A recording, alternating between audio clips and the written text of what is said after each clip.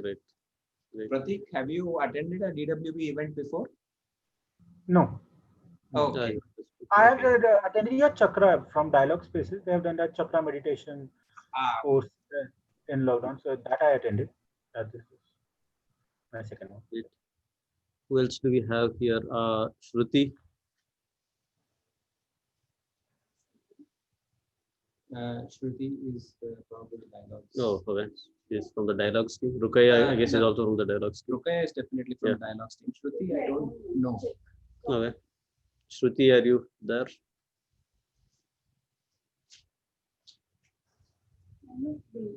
All right. Yeah, maybe she'll come in. So now let's turn our attention to the people here. Hey, hi guys, this is Aditi. I've been part of Dialogue more than a year now, and we're very excited to resume in-person session after a long time. Just looking forward for the discussion. Right. This is Anupa. Hi. So, my name is Anupa. I have been coming to Dialogues for many years almost now. Yeah, I can say that. I was going to say many sessions, but yeah, almost 2 years now. And glad to be back in the physical space after a very, very long time. I think 6-8 mahine ke baad to come back to a physical space feels really good. Though it's much less populated than what I would like, but yeah, something better than nothing, like criminal. That's not great, right? Yeah, as the session goes, more things. Hi, my name is Mandar. I've been attending Dialogues with Books sessions for over a year now, a year and a half. It's like everyone has been saying, it's finally nice to be in this physical location. So those of you who are in Bangalore, maybe the next session you could take a chance, come and sit here with a 2-meter separation, of course. Feel free to wear your mask if you like, but it feels nice to be back. And I'm looking forward to discussing some interesting books. Our host for today has a lot of insight when it comes to this particular genre of literature, as also other genres. But yeah, I'm looking forward to having fun for the next 2 hours. Great. All right. I'm Sanket. I've been sort of coming to attending these events, the last 6 to 8 months, right? I do what most people seem to do in Bangalore, or pretend to do in Bangalore. But I am also quite interested in literature and reading and so on. Right. So I just saw some messages here. There's some connection issue. Alay is just joined. Oh, Alay has joined. Yeah. Okay. Shruti says there's some network issue on her end. Right. Okay. So yeah, so we have one more person who just joined. Alay, maybe you can just quickly introduce yourself and we'll get started. Okay, hi. I hope you can see me. I'm joining through my phone. The Zoom is not working. Yeah, we can. On my. Okay, hi guys. My name is Alay. Ekdam mast dikh rehla tu. What? You guys are. Arre, this is Dialogue Space, kya? Yeah. Can you show me? Can you show me around? Yeah. Yo, Adi. JP Nagar space. This is nice. Space, Too far, no. Yeah. It is nice. Not for us anymore. Yeah. But it's closer to you. It's the same distance. All right. Okay, quick. I'll just be quick. Hi guys, this is Alay. I'm a regular at Dialogues with Books, and I'm sorry I'm late. I have not read a lot of Central European literature, so yeah. But I do want to talk about Olga Tokarczuk. I hope Bitak we have not covered her, but yeah. Hey, same pinch. Hey.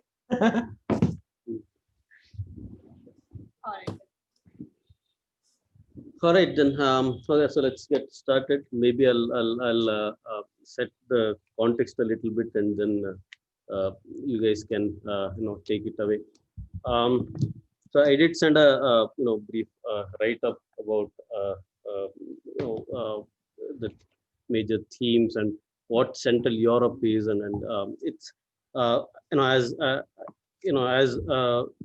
you read through that, it's sort of clear as to how hot a topic this is. Even the idea of is there a Central Europe? What is Central Europe? Is it just a historical accident, or does it actually have certain characteristic states that make something as a Central European, right? And obviously, so broadly, we're going to look at the region which is in the center of Europe, and then depending on definition, sometimes the non-part of Europe is also considered in Central Europe, but we will broadly sort of restrict it to, for no particular reason, to basically Germany, Czech Republic, the former Bohemian regions, Hungary, Austria, Switzerland, and so on. Right? I mean, if you want to talk about somebody from Romania, feel free. And then broadly, we will be looking at, I guess, in general, when we in most of these sessions, novels take prominence, and I'd be surprised if we talk a lot about other kind of books here. But do feel free if you want to talk about any particular collection of poetry, or a play, or anything else that you think is interesting. We can definitely talk about that. Um, when you look at look at many of these books, this is true of Europe in general, but Central Europe is basically there are these wars which and the literature around the world wars, especially the Second World War, is something that's going to be a common theme, right? The Nazi Germany and the Nazi occupation of a lot of other countries, whether it is the Czech Republic, Hungary, or many other countries, Poland, all of these. That's definitely something that would be a theme. Right, a lot of great literature has emerged out of those really dark periods of time. But the other interesting thing is that there's always this constant East versus West sort of a tussle, right? So there's the uh, rise and fall of communism is something that you will notice in many of these works. The Russian occupation, for example, of Bohemia, different territories in Bohemia, that's a common theme. A number of writers were in exile, and their books were banned for the longest period in a lot of these countries. They had to go out of their countries and write sometimes in even a different language, for them to get their ideas out. Those have been some of the historical. That's been some of the historical context around this. Uh, and some other themes that I myself have noticed is the way people, especially the writers that have experienced some of these horrors, the way they approach their writing, the way the narrative is constructed. Of course, there are a lot of books that that talk in great detail about people's experiences in concentration camps and so on.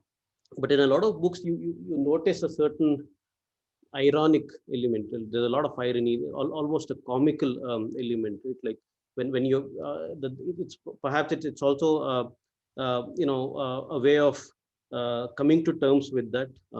It could also be the distance that you have put between that and now you are looking at it as an observer from a distance. So on. But there is all this horror, but then there's a lot of comical elements. There is uh, a number of books with that are rife with irony, right? So yeah, I mean, so that's broadly. So we will, we would want to cover, a number of these topics. Of course, I mean, all we have is probably 2 hours or maybe a little bit more, and this is huge. The number of authors. I mean, I just sent a sample list of authors and books, and then there's this huge, number of books that will remain uncovered. That we can't cover. But at the end, I hope that we all get some insights, and this is sort of the beginning of our, our journey into this, this particular part of the world in Central Europe and in Central European literature. So with that, I sort of I'm going to take a pause, and if there is anybody here who want to sort of take away and start this. Otherwise, Alai, if you want to start with flights, Olga, I don't know if I got the pronunciation correct. This particular book, which won the Man Booker in 2018. Right. So if you want to talk about that, please go ahead, and then we'll see how it goes after that. Yeah, sure. So I've not fully read this. I'm sort of I'm midway through the book. But so flights is I'm still not sure what the story is about, but it's sort of very fragmented. You have short and long pieces of narratives that she writes in the book, and then you also have a few recurring stories coming in throughout. So it's sort of like you have multiple, about 3 or 4 major stories, and then bits and pieces of information in the middle thrown in.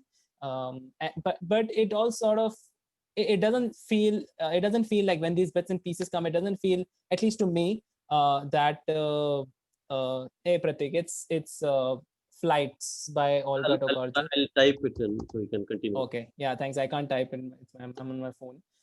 So yeah, so it doesn't seem to interrupt the flow of the book, because book is written in a way that it's sort of it's essentially about travel, or that's what it seems like. The book seems like it's about travel. It's about multiple types of travel that people do. There's a person who has lost his wife and his daughter, I think his child, and he's looking for them, looking around somewhere. So that's a type of travel. And then there are like other people. There's Chopin's part where he's traveling somewhere. So you have your normal travel, and then there's a slave boy who's going. So that's there's so many different types of travel, and what all of this means. Along with travel, it's also strangely about human body, which is a strange combination, but it's also about that. So I want to sort of read a small, like I said, there's bits and pieces of information that they've put, not information, some of these nicely written passages that she's sprinkled in. So I want to read one of that, which is about syndrome. It's at the beginning of the book only, and and then talk about the rest of it after. So yeah, I'll just quickly read through this. This is a fairly short passage. It's titled Syndrome. In the chronicles of my travels would in fact be chronicles of an ailment. I suffer from a syndrome that can easily be found in any atlas of clinical syndromes, and that, at least according to the literature, occurs with a greater and greater frequency.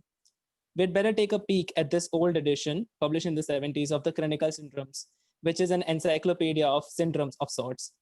For me, it's also an endless source of inspiration.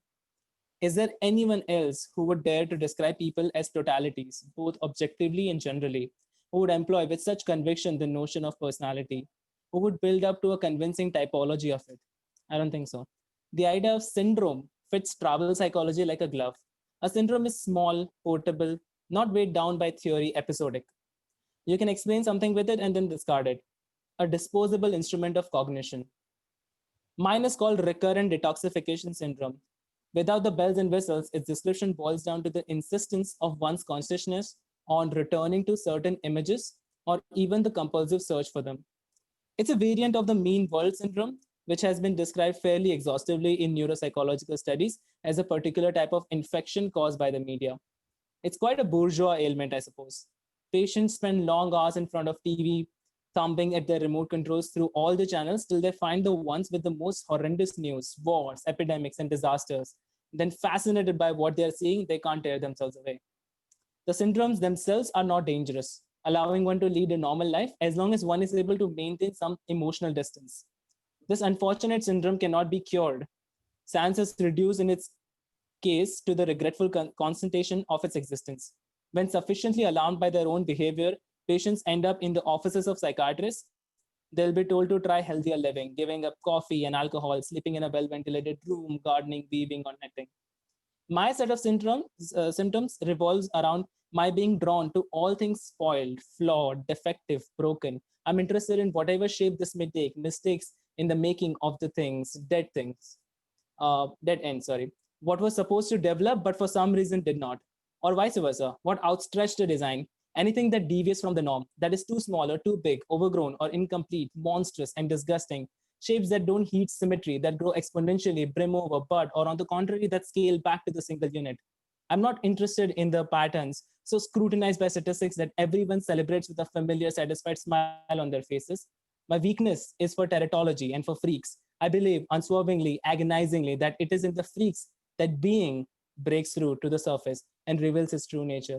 A sudden fluke disclosure, an embarrassing oops, the seam of one's underwear from beneath a perfectly pleated skirt, the hideous metal skeleton that suddenly pops out from the velvet upholstery, the eruption of a spring from within a cushioned armchair that shamelessly debunks any illusion of softness.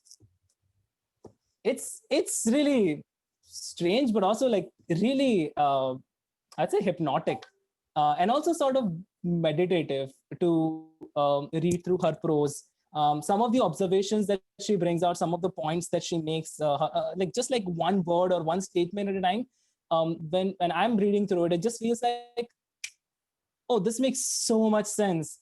Like this is exactly how this idea is supposed to be conveyed. So that's what she's able to do. And I mean, I'm really looking forward to what all of you guys who have read this book have to say about this. So yeah, I mean, whoever's not read her, I would definitely recommend check it out. But yeah, I'm more interested in what other people have make of this. Okay, so I haven't read it. So is there anybody who else who wants to talk? I have read this book. Right.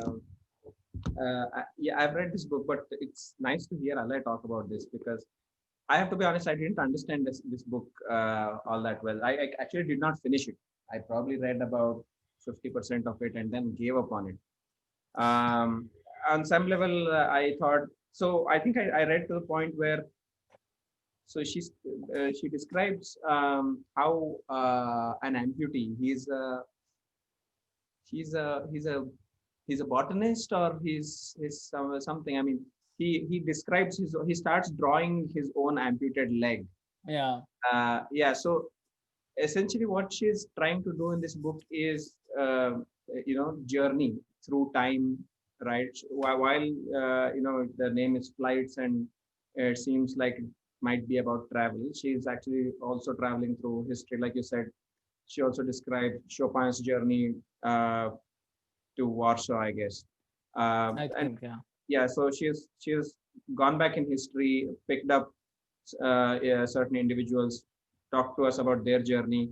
I get that, but I really could not wrap my head around the idea of the book overall, right? And the translation actually by an author, a scholar called Jennifer Croft for this particular book.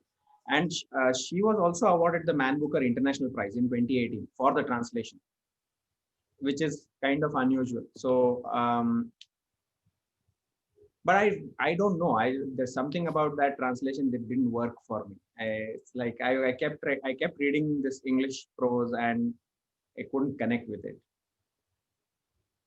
So I'll stop at that. Did you find anything I mean, like I mentioned a couple of things. Like I personally found the language and the prose really two words come to mind really: hypnotic and meditative. Like sometimes when I'm even reading through it, I just like find myself relaxing and Right. sort of deep breathing. You're right. So and most of these are like very small passages, right? They they run into probably a few pages, like 7-8 Yeah. pages most, right? They are these small chapters mostly. And you're right. So they are engaging. So there's one small chapter on Wikipedia somewhere in the book, right? So there are small passages like Okay. they're engaging. But that's what baffles me. I mean, there are these small passages and you keep jumping from one thing to another. I'm sure I'm missing the link somewhere. It's just not obvious to me how all these stories fit together. Except, yeah, there is so you could say that there is a common theme of maybe journey or travel in most of them. But other than that, I fail to see what else is. I mean, and I'm sure because I couldn't read it properly, and Uh, I'm sure Tokachi probably meant it to be a lot more insightful. Yeah, I mean this that's interesting. Although I haven't read this book particularly, but this whole idea of a story and the plot and so on almost seems incidental in a lot of European novels and more so in the Central European novel is what I would say. In fact, one of the things that probably I'll talk maybe later is a lot of times it's hard to say if is this a philosophical essay or is this a novel, and how exactly it does this advance the plot. I mean, if there is a plot and so on. Now, so that's where I guess I mean a lot of I mean, of course you could discuss a number of books in that theme, but what is also true is uh, sort of related to this. What is also true is that there's a lot of thought or a deep thought that has gone in Europe, especially in terms of the form of novel itself. Like what is novel, right? What is a novel, and then historically how has it changed? Because it's sort of the, if you the first European novel that is sort of the claim is that what is proposed generally is Don Quixote, right? Cervantes, and if you look at how that novel is, it's a huge novel with it makes fanciful imagination, long stories and characters just leave the plot for no reason. New characters keep coming in and so on and so forth. Right, and then of course that's what basically where but then if you look at the later period, if you look at the Russian literature, deeply philosophical and so on, right? But when you so there are these different events that have sort of shaped the Russian Revolution and the French Revolution and then the wars and so on. But the structure and the form of novel itself has been changing over this entire period, right? So that's something that's very interesting. Just a quick note. So I agree with that that observation about the European novel, transcending that boundary of just telling a story or having a plot and things like that. But when I read, say, the Book of Laughter and Forgetting, it's also like that, right? There is no plot per se. He's not trying to tell you, oh, the story starts here, it ends here. There's no such thing, right? And in fact, with a lot of Kundera's books, you will see that. I think Hanke writes like that to a large extent. Rabal has written like that to a large extent. But with some of these other writers, I am able to relate to what's happening in the book. I find some common ground. I find some theme, something that grounds me to that book. With Flights, that didn't happen. Yeah. I mean, I guess it's also, I don't know when this was published. Is it a more recent one? I mean, Probably. Yeah, fairly recent, I think. Yeah, which I mean that I mean I don't know. Again, this is I mean I really haven't read it, but some of the ones that were recently published, I had that problem where it doesn't seem to be grounded on certain things that I seem to know or can relate to or understand. But again, this could also be a limitation on our end in the sense of I mean I don't mean necessarily intellectual limitation per se, but it's more about readerly expectation. We don't know what the current day Poland or Hungary or Austria or anything is. All we know is basically about the history, right? So we want to place things in the historical context, which also sort of probably makes that difference. But we read also has always been set at the backdrop of some of these historical events. Right. So going back to your comment when you said that plot is just Correct. incidental. In a lot of these things, the interesting part was about how the backdrop of the war probably, or how they describe, or a town somewhere, like war-ridden town and something happening there. And as a reader, you are more interested in not the character or the story per se, but how the background events are affecting them, and you want to know more about that. Correct. And large set of books we have read are like that. So probably the new age literature, seems different. Yeah. Ala, you wanted to say something? Just yeah. Ala, you were saying something? No. No. I was sort of I mean I was just mentioning that although with flights, I mean it doesn't seem distinctively Polish. There is nothing. It doesn't seem that there is an element of place in it. It's sort of trying to do that, sort of trying to detach itself from place. But then again, of course, there is a hint, because there is an author. There's going to be a hint of like her background and all of that in there. But then I'm not sure if what could be a expectation of a reader in that case, like. Yeah, exactly. So I think following up on that point, yes, so like Sanket says, we don't understand the current political, cultural or social context that this author has been in. That is one thing. Also, I think there is a certain readerly expectation that just exists naturally, right? And that has been shaped by what we have experienced before with previous. With every book that I read, my readerly expectation kind of evolves, right? Okay. So maybe I have this expectation that there has to be something that I can relate to and I can use to ground myself to the novel.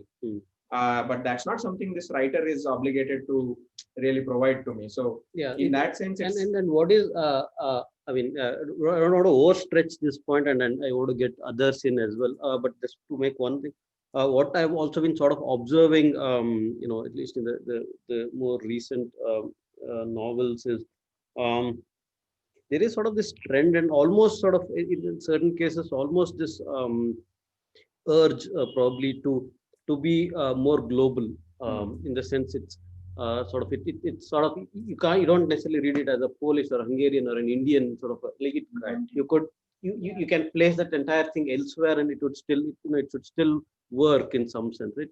Now, I mean, of course, this in itself is a big topic to discuss, but then there are certain things that seem to work well with that, but there are also a lot of, it's also deeply problematic in certain other aspects. But that's also another thing where you don't necessarily, if for me as a reader, one of the things that I mean, I do read some history, but not a lot. But a lot of what the sort of the historical understanding, even if sketchy, that I've got is through reading books, through reading novels and stories. So that is something that I sort of always look forward to. About what is, is there something new? What's the new insight that is coming out? It's not always just about a certain place, but also a certain kind of thought process that obviously is influenced by a certain space time, right? So that's basically yeah. So I'll stop there. I just want to get some of the others here, if they want to talk about any of the books particularly, or make any observations about this the discussion so far. Deepti or Pratik, Akhilesh, any of you want to Anupa. join in? Of course, I mean, yeah, Anup as well. But yeah, I just thought the online people online, yeah. Cool. Feel free to come in anytime. And then, or if there's certain thing, there's a certain topic or book you want to talk about, you can just type out a message as well, and I'll pick that up and prompt you. Oh, I just so earlier, I think during her introduction, Deepti said that she didn't have anything smart to add, and I thought in my head, don't worry, no one does. Yeah, I mean, it's that's if that were a prerequisite, these meetings wouldn't happen at all.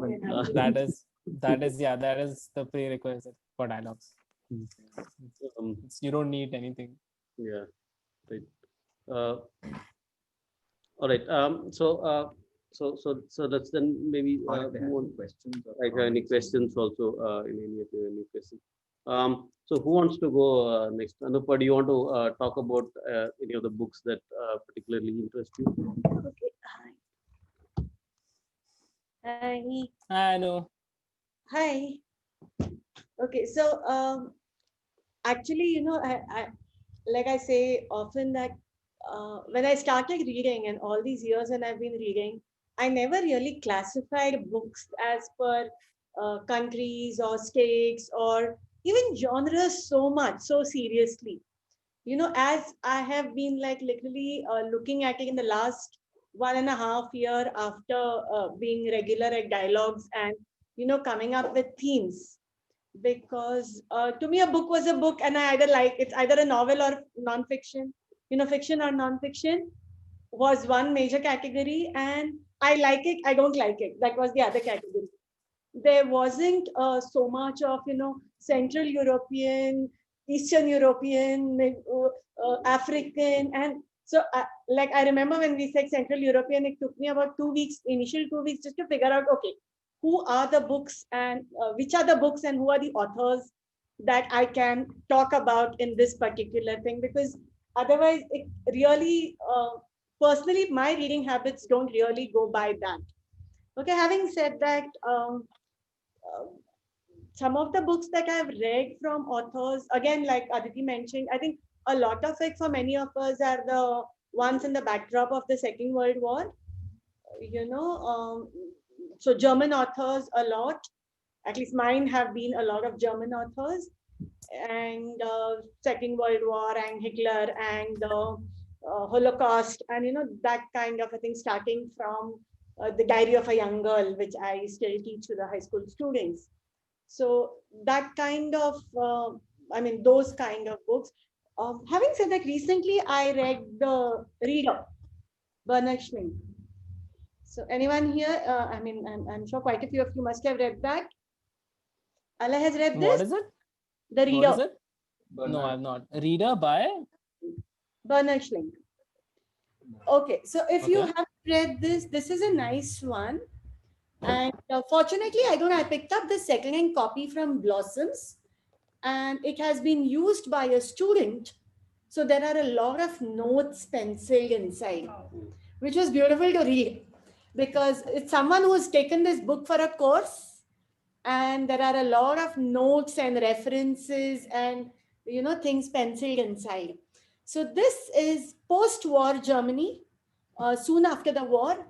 And most of the books that I've read by German authors talk of the Holocaust from the Jews' point of view, from the people who suffered the Holocaust. People who either personally have been through the camps, the concentration camps, or even if they've not been, their family members have been, a part of that, and they've suffered in other ways. So it's always been from the victim side. Whereas this was one book where the protagonist is a perpetrator, not the victim. Okay, and this deals with the post-war trials, where the officers and the guards and the people involved in the concentration camps were put on trial, after the war. So this starts with a story of a young 15, 16-year-old boy who meets a much older woman in her 30s who's a tram conductor, and he meets her and develops a relationship with her. They become lovers, and there's a huge age gap, and they become lovers. And as he discovers her realities, and then they go their own ways as the boy grows up, and she moves away, and then they meet later. And when he becomes a law student, he's a lawyer, and when he sees her in court one fine day, he realizes that she was one of the guards at the Nazi camps for women, and today she's on trial for causing the death of so many people in so many ways. And for me, this was, I've heard of, I've not seen the movie, but Nuremberg trials, and I had a colleague who used to speak of it very often, and theoretically I've heard about those trials, but there was nothing I read about it, and definitely not through fiction. So in that sense, this was different, though it was the war literature, and it's based somewhere around 47, 48. For the first time, there was a close view of what happened to the Germans, and not just the Jews, right? Because there were Germans also who were against the war, and who were not necessarily anti-Semitic, right? So what happened to them? What was their psyche post whole of this thing? Theoretically I've come across this, but this was the first time reading this book. It felt, real. And I actually gave that whole concept a thought. So in that sense, I think because just before this, just before this, I finished the book Thief. Ah, Okay, so it was a complete antithesis. Okay, so I finished the book Thief, and I somehow from the title, the reader thought this was a very intellectual book. You know, so I had kind of kept on postponing it to a time where I was in a mood for some intellectual stuff, which hardly happens. But then I picked it up one day, and then I realized it's a very warm novel. It has a nice plot. It has a proper protagonist, you know, proper character, well developed characters, and it's a very warm book which leaves you feeling quite thoughtful, quite poignant, quite it leaves you with a lot of open-ended thoughts, which you can carry with you for some time. Yeah. So that's it for this book, reader. The other one I'm reading currently, and this honestly I picked up after talking about Central Europe, is Laszlo Krasznahorkai. Like, yeah, Mandar will know how much I've been struggling with this pronunciation. I do want to know about like some review of his, because no one I know has read him, and apparently he's like really big deal. He also won a Booker. Also one of the contenders for Nobel Literature. He did win a Booker. I think the year before Olga Tokarczuk won. Yeah, he's won the Man Booker. Correct. He was in contention for the Nobel.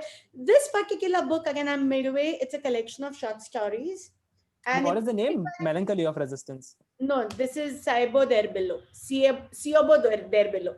Right from the name of the book to the name of the author, I can't pronounce the thing here. Okay. So, excuse me for that part, but it's a nice book. The interesting part is it has chapters, and after the third chapter is when I realized that these are independent chapters or short stories. You know, I started with the assumption that it was one novel, it was one story, and these are chapters I'm reading. And for the first 3 chapters, I attempted to find links, and then I realized I'm reading completely different, And the other interesting thing is it's an Hungarian author, but every story is based in a different part of the world. Wow. So that's when you were talking about it. I was wondering, because there's one story which is Japanese, one which is Chinese, one which is Spanish, one which is Italian. So everything is from different parts of the world, you know. And Akhilesh, there's also one story is based in Venice. That's Akhilesh's favorite place. Right? So there's everything which is all over the world and short stories. The interesting part I didn't understand till now, and if any of you have any clue to why it could be, is that the title page, the list of contents, right, has page numbers, or has titles which are like this. Look at this. I have no clue to why this is. Show me. Wait, I'll just show it on screen and then I'll pass it. So it reads like. Man, I can't see. Read it for me. Oh, okay, I can see now. Yeah. So the table of contents, the numbers list. Okay. Page numbers are here on the right place, which are matching. And then there is starts with 1, 2, 3, 5, 8. Oh, that's 13, Fibonacci. 21. It's not even the Fibonacci. Is it Fibonacci? Additions of the previous 2. Okay. It's Fibonacci. Okay. It's not Fibonacci. It's not Fibonacci. It's not Fibonacci. Not Fibonacci. Fibonacci is n plus t n plus 1. Fibonacci doesn't have 3 if I'm not wrong. It has 1, 1, 3, right? Or 1, It has. No, it has 3. It has 1, 2, 3, 1, 2, 3, 5. 13. What is the Fibonacci? Can someone tell me? I mean the order. So here, see, 1 plus 2 is 3. 1, 2, 3, 5, 8, 13, 21. And We have a lot of data scientists on the call, so they can take guide you. Yeah, exactly. So I have forgotten my Fibonacci very long back. So the third one onwards is just of the previous 2 numbers. What's the significance to Fibonacci is 1, 1, right? Yeah, 1, 1. Yeah, there's 1, 1, but this is 1, 2, 3. Actually, the significant. Okay, is it talking about? Okay, so whatever. I have not figured out sorry, that. Pratik is saying something, I think. I was just telling about the significance of Fibonacci. So if you divide any 2 numbers or consecutive numbers of Fibonacci series, you will get a ratio of 1:6. which is termed as a God's number as well. So because and Golden Fibonacci ratio or series something, is no? also followed in nature as well. So any tea leaf, any flower petals would be No, counted fair within enough. I get Fibonacci that. series. Yeah, I get Only the that. size of rabbits and so on. Unfortunately, I've done the Yeah. engineering too, but you know, it's not that. That's what I'm saying. So I don't know if it's the Fibonacci I mean, series more or what. importantly, what is the literary Yeah, significance? what is the Yeah. reference? What is the reference to it in this book is Right. what I I mean, didn't get. I don't know. It could anybody can probably. It probably means every story is the Some of the previous yeah, one. something Yeah. like that. I mean, or it could be something Yeah, completely whatever. whimsical, and you know, we Yeah. would never know. Yeah, we never know. Yeah, But it is the Fibonacci. That's what I read in it is. Right. Is it? Wikipedia. Yeah. It's Fibonacci, is it? It starts with 1 and ends with 2584. Is it? So Yeah. Yeah. I guess. There's only one there. Fibonacci has two ones. Right. Yeah. Okay. Yeah, I guess that's the only difference. Yeah. It Other than doesn't. that, it seems to be the same series. Right. So the number of messages here. Let me. The reader. Hey, Sirisha's here.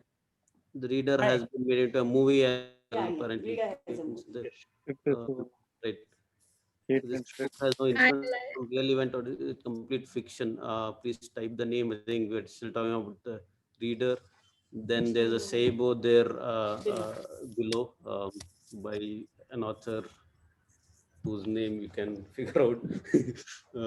Right. I mean, so the broad topic that sort of came out in the last few months was around the Holocaust and basically the victim as well as and the perpetrator, the relation between the victim and the perpetrator, and the perpetrator's psyche and so on. Right? So in fact, there are a number of books written with that topic, and since there's a mention of Hungarian as well, so I just want to talk about uh, uh, a book called Fatelessness. I don't know if you guys have. Yeah. So Imre Curtis. So that's his first book. And Yes. so Imre Curtis himself was, of course, a victim of. He was there in the concentration camp, and so it's sort of based on some of his own experiences there. What is fascinating to me about this book is, and this is something I sort of referred to earlier when I was giving my doing my preamble, which is the sort of the ironic or even sort of a slightly comical way in which you can start looking at things. So in this book, essentially, this is told from the point of view of a 14-year-old boy who is suddenly picked up and put on a train to Auschwitz. So he just is there, and that entire book is basically about it reads like a very matter of factly observations that this boy is making, right? I mean, he's trying to figure out the world. He's trying to sort of come to terms with what is happening and what is it that I can do. It's so matter of factly and unsentimental. It's almost annoyingly so, in the sense, how is it that when such horrors are happening, that this boy can remain so poised and sort of take in everything and sort of narrate it as though it's just sort of a he's at certain distance, right? Like a the neutral observer, not really affected by this whole thing, right? And this Yeah. this boy, Who's the author? how do you Sorry, I missed. Imre Curtis? Imre Curtis, yeah. IMREKERTES. Just a second. At this point, I just want to ask. I hope someone's taking MOM. Sorry. Is someone taking MOM? I am. Yeah, Yeah, Aditi is. Aditi is doing that. Okay. How do you pronounce the boy's name? Is it Georgie or is it Georgi? The English, the Anglo-Saxon pronunciation is George. Okay. But So- for our convenience, we could go with George. Okay, Yeah. George, but Yeah. it's GYO. Yeah. GYORGY is how it's Georgi. Georgi. Yeah. So this boy, The Central European pronunciations are another chapter. Yeah. Yeah, so while the book itself is just a log of observations and so seems so dispassionate, what really bothers you is that this Fatelessness. fatelessness. This boy he has rationalizations for whatever is happening around him, right? There's utter chaos. He is caught in this and in this entire whatever this political situation, political system, and he is a victim in it, and he is the only thing he is left to do is make apologies for it almost. So he rationalizes pretty much everything. So yeah, that's all I had. I just wanted to make that. So, Yeah, so yeah. he's I mean, he's sort of accepting whatever is happening is with him. not Like only he sort of accepting, the deserves that, point is is, it? he's not only accepting, you know, it almost seems like He is he Joseph K. looks at the, you know, positives of it, you know, Yeah. even, Oh. right? It's like this, right? It's basically when he arrives, you know, on the train, basically there's no water, right? And then, you know, the fact that then they all, you know, a bunch of boys, etc., and then they come to this, okay, fine, if this is the case, then I think, you know, we shouldn't be eating too much of meat or spicy food and so on and so forth.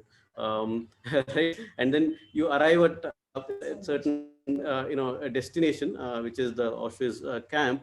And there, you know, he sort of notices that, and this is where it's like the way, so it's basically he notices a bunch of, you know, what he thinks as convicts, and he still thinks, you know, he is a free man, like he and his He other should stay away companions from is, them. you know, and then of course toward the end of that chapter he realizes that he's basically, his head is also shaved, and he's disinfected, and the same kind of uniform is given, and then that's basically that transformation happens, but then even then it's still, so he's trying to find a job. So in order to find a job, one of these convicts, I mean the people in the camp who came before, he asks, how old are you, right? And then he in German or Yiddish, sort of, he says he's 14, some of them say 15, and so on.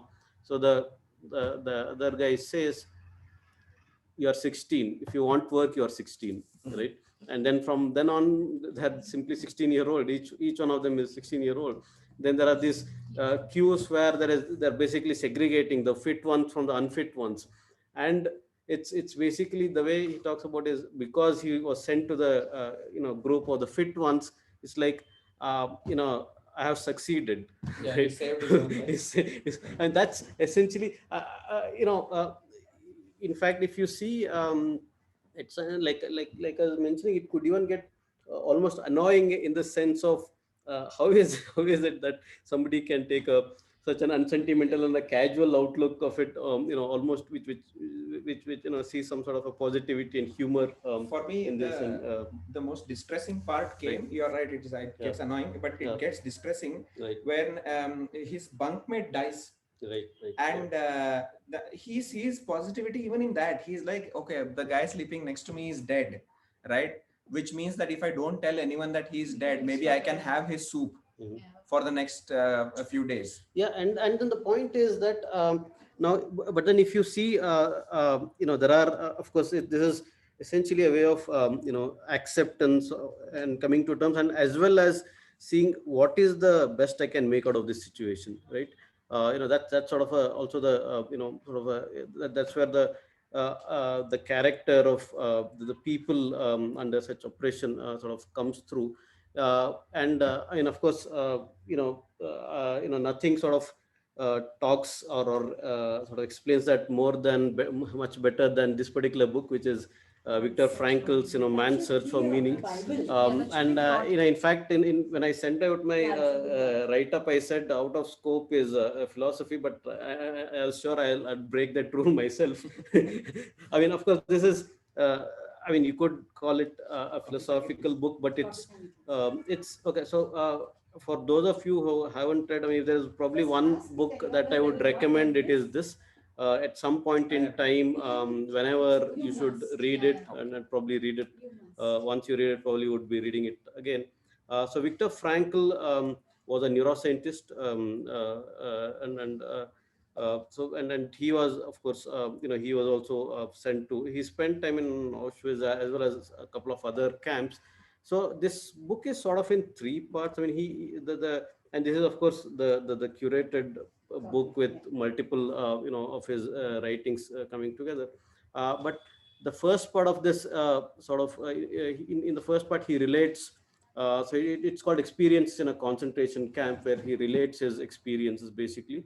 And of course, this is not a casual or unsentimental in the sense of Imre Kertész's book, but what you can see here is the oppressed and the perpetrator relationship, the psyche of it, and especially uh, given that he was, Frankl was a neuroscientist. Uh, he also starts making observations about he almost knows who is going to go down next, right?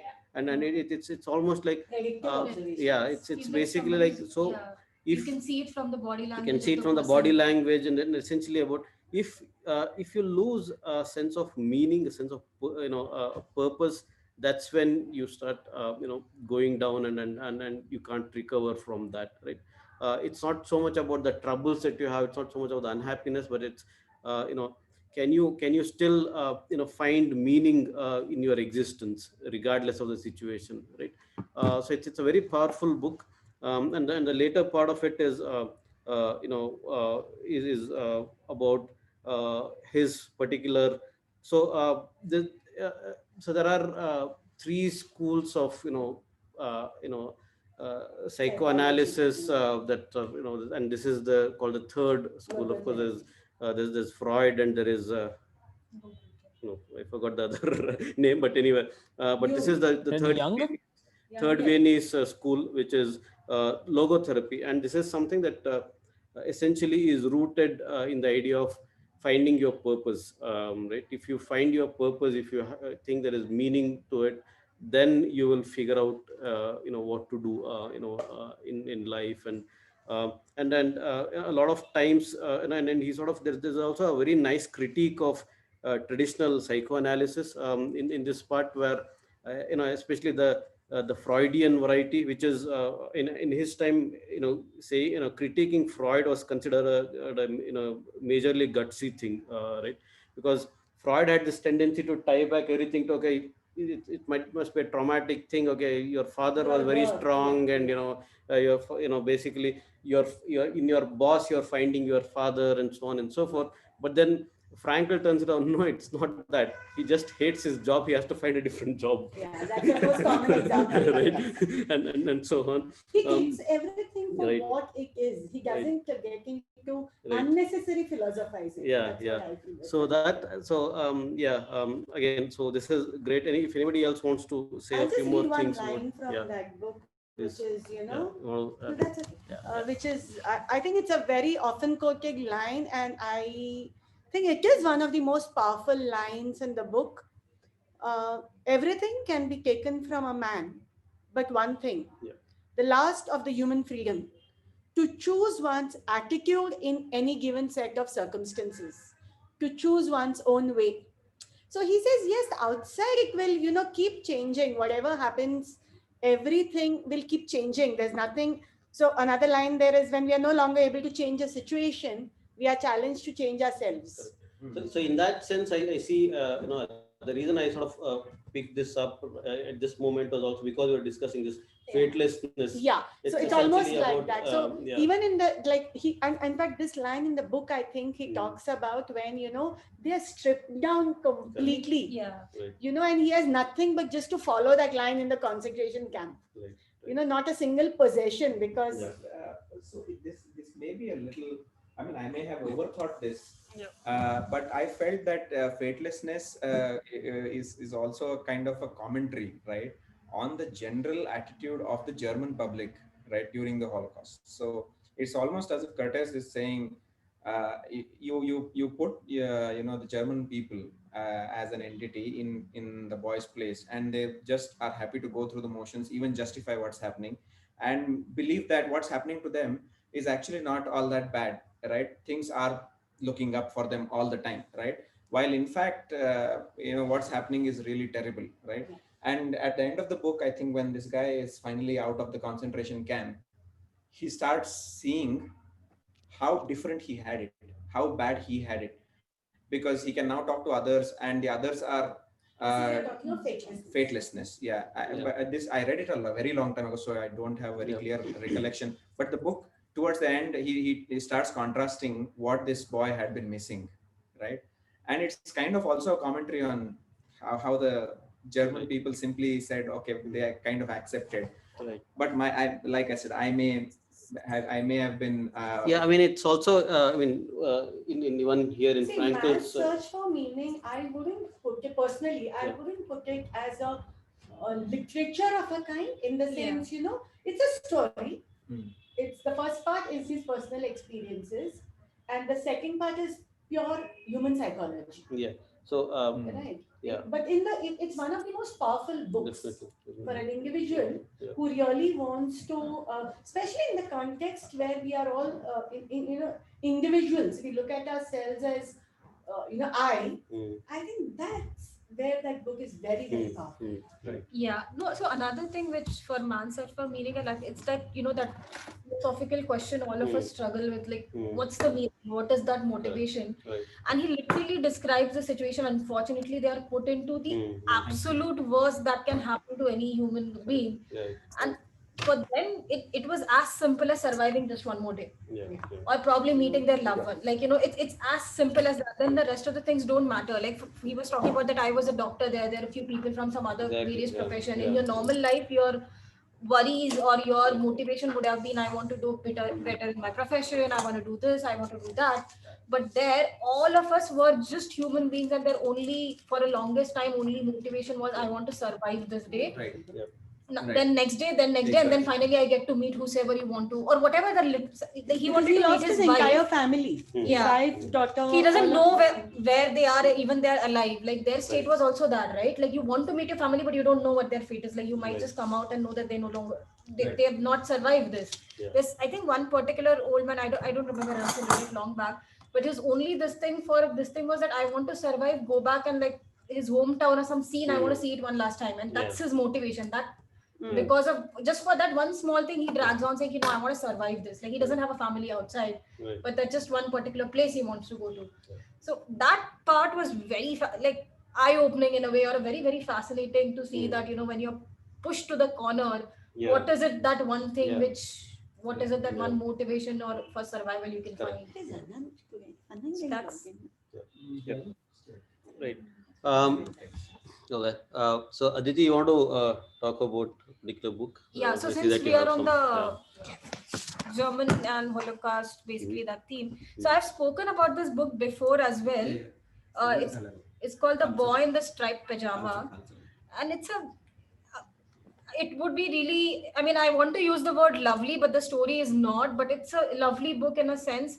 So this boy, so basically the story is described by like a third person, but in how a little boy would think. So his father is a officer in a German army somewhere, and then he finds out that they have to move and go to a different place.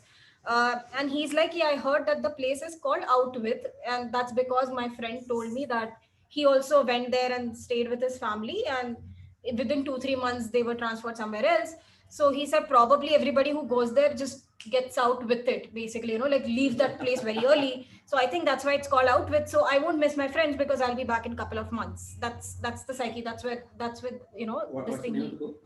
The Boy with a Striped Pajama. The Boy in the Striped. Boy in the Striped Pajama. So like a well-known book. I haven't. So that's how he thinks about this place, and now he's all excited to go there. And then, so this is really famous line from this book, and it's there on the blurb as well, which says some things are just sitting there waiting to be discovered, and other things are probably better off left alone. So basically, like for first few pages, you as a reader also think, okay, yeah, this is about a boy. It's war is outside, and you know, he's trying to find friends to play with. He's trying to make sense of the whole change. It's all cute and nice, and you know, until he actually starts discovering what that place is all about. Like the way that place is described, it's like a wonderful house, a big playground, and you know, everything. And then there is a big fence, and he's told that, okay, don't go beyond that fence because, like, you know, you're a little kid, you'll get lost. And one fine day he goes and discovers what's beyond that fence, and he meets a friend there who's wearing this clothes which are striped. until like very later you don't know, again what that place they are describing about. And at the risk of breaking the Yeah, no, please. There is no such rule. there is no such rule, right? So I can probably. So what happens? So this boy is called Bruno. So Bruno makes friends with this little kid who is in the other side of the fence, who always wear clothes which are striped, basically. And one fine day, he finds a small hole in the fence and he crawls inside. And he says, "Okay, let's go play." And this little kid tells him, "Ki around this time, usually all of us are gathered in the same room, and there is this nice water shower or something which falls on us. I'll take you there. It's a that's where I meet everybody," and like whatever. He describes that, and Bruno goes with it. And that was the night when their complete batch was taken to the gas chamber. So, and that's when, as a reader, you discover what they are talking about is not Outwith, it's Auschwitz, basically. And then the family, the person who is in charge of Auschwitz, is Bruno's dad, and he discovers that this is what has happened. His own child. Yeah.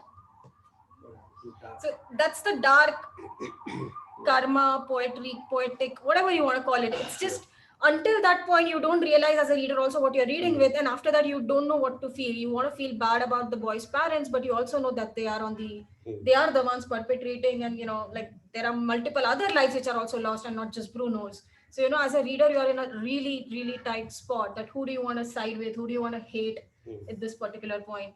I would say it's a wonderful book in that sense, in the sense, like, I always wanted to know what goes on in the mind, what would have gone in the minds of those people who were in charge and were tasked with doing such handling concentration camps. And didn't they ever think that what, like, their own kid or their own family, or what if they were on the other side, and like where was that basic humanity, like how did they not oppose to it, like in whatever way they could. And I guess this just puts that into perspective. So I would, it's a small book. I mean, you'll finish it early. Like, I would urge everybody to read it. It's Her called last point reminds me of Boyne. Milgram's experiment. Yeah. It is by John Boyne. I've not read any of other John Boyne's books. This is the only one I've read. Writer John Boyne. Boyne. Right. Okay. So just want to do one more quick check on the people online. You guys haven't spoken. Anybody want to say something, or a question, observation? Thoughts? Yeah.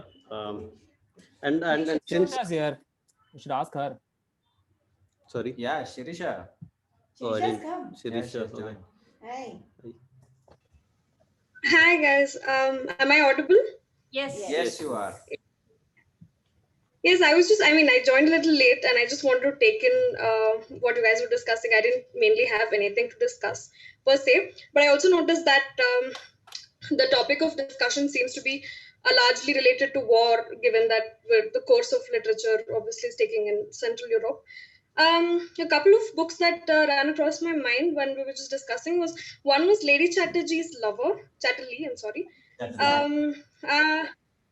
The reason that ran into my mind is because I was just thinking about these controversial books when we were discussing European literature a while back in my college, and because it started the discourse of sensuality, and the reason it became so widely controversial was because it discussed in-depth sexuality of a woman.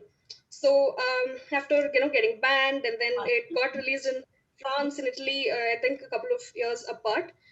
So that was one more thing. I know this is very off topic of what we were discussing with respect to war. So I think that was one big milestone in terms of that genre of literature per se. Another book related to the topic that we were discussing, I don't know if you guys discussed this before I joined, was The English Patient. I just picked it up a few days back. I've just read like about 25 pages through the book. A very interesting read. Just to sort of sorry to interrupt. Just to I mean, we are essentially covering. So this is a scope I sort of arbitrarily defined, right? Which is basically we're looking at books and authors from around Germany, Croatia, Switzerland, Poland, and so the Central central European, basically. So in that sense, it's the themes in itself it's not so much about the war and so on, but more around the geography itself. Right. In that sense, probably the English Patient, although a great book, doesn't necessarily qualify here.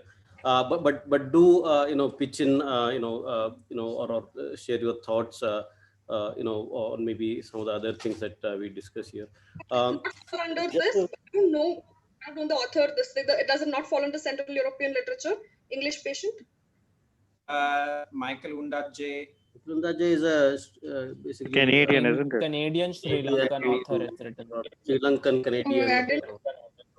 Sri Lankan roots or Canadian roots. But yeah, anyway, that's the. So so coming back, so since we were in Germany and then the war and its occupation, maybe if anybody wants to maybe talk about Gunther Grass or right? Alai or anybody else online, Sirisha and Akhilesh, Deepti, Pratik,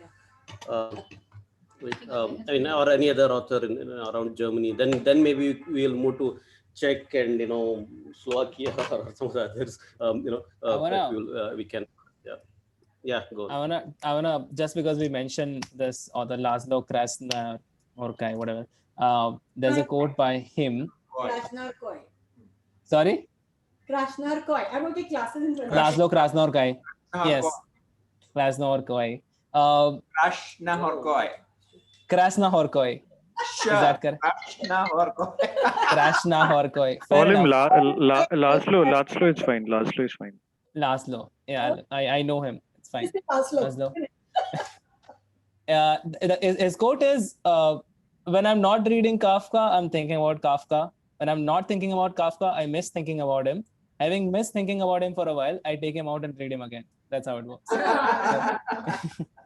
I guess we can discuss about Kafka. Yeah, go on. Go ahead. No, well, I mean, I've mentioned pretty much everything that I want about Kafka, like in the previous sessions and all. But I want to know about his other short stories, etc. I mean, for me, I can personally say, because there are new people,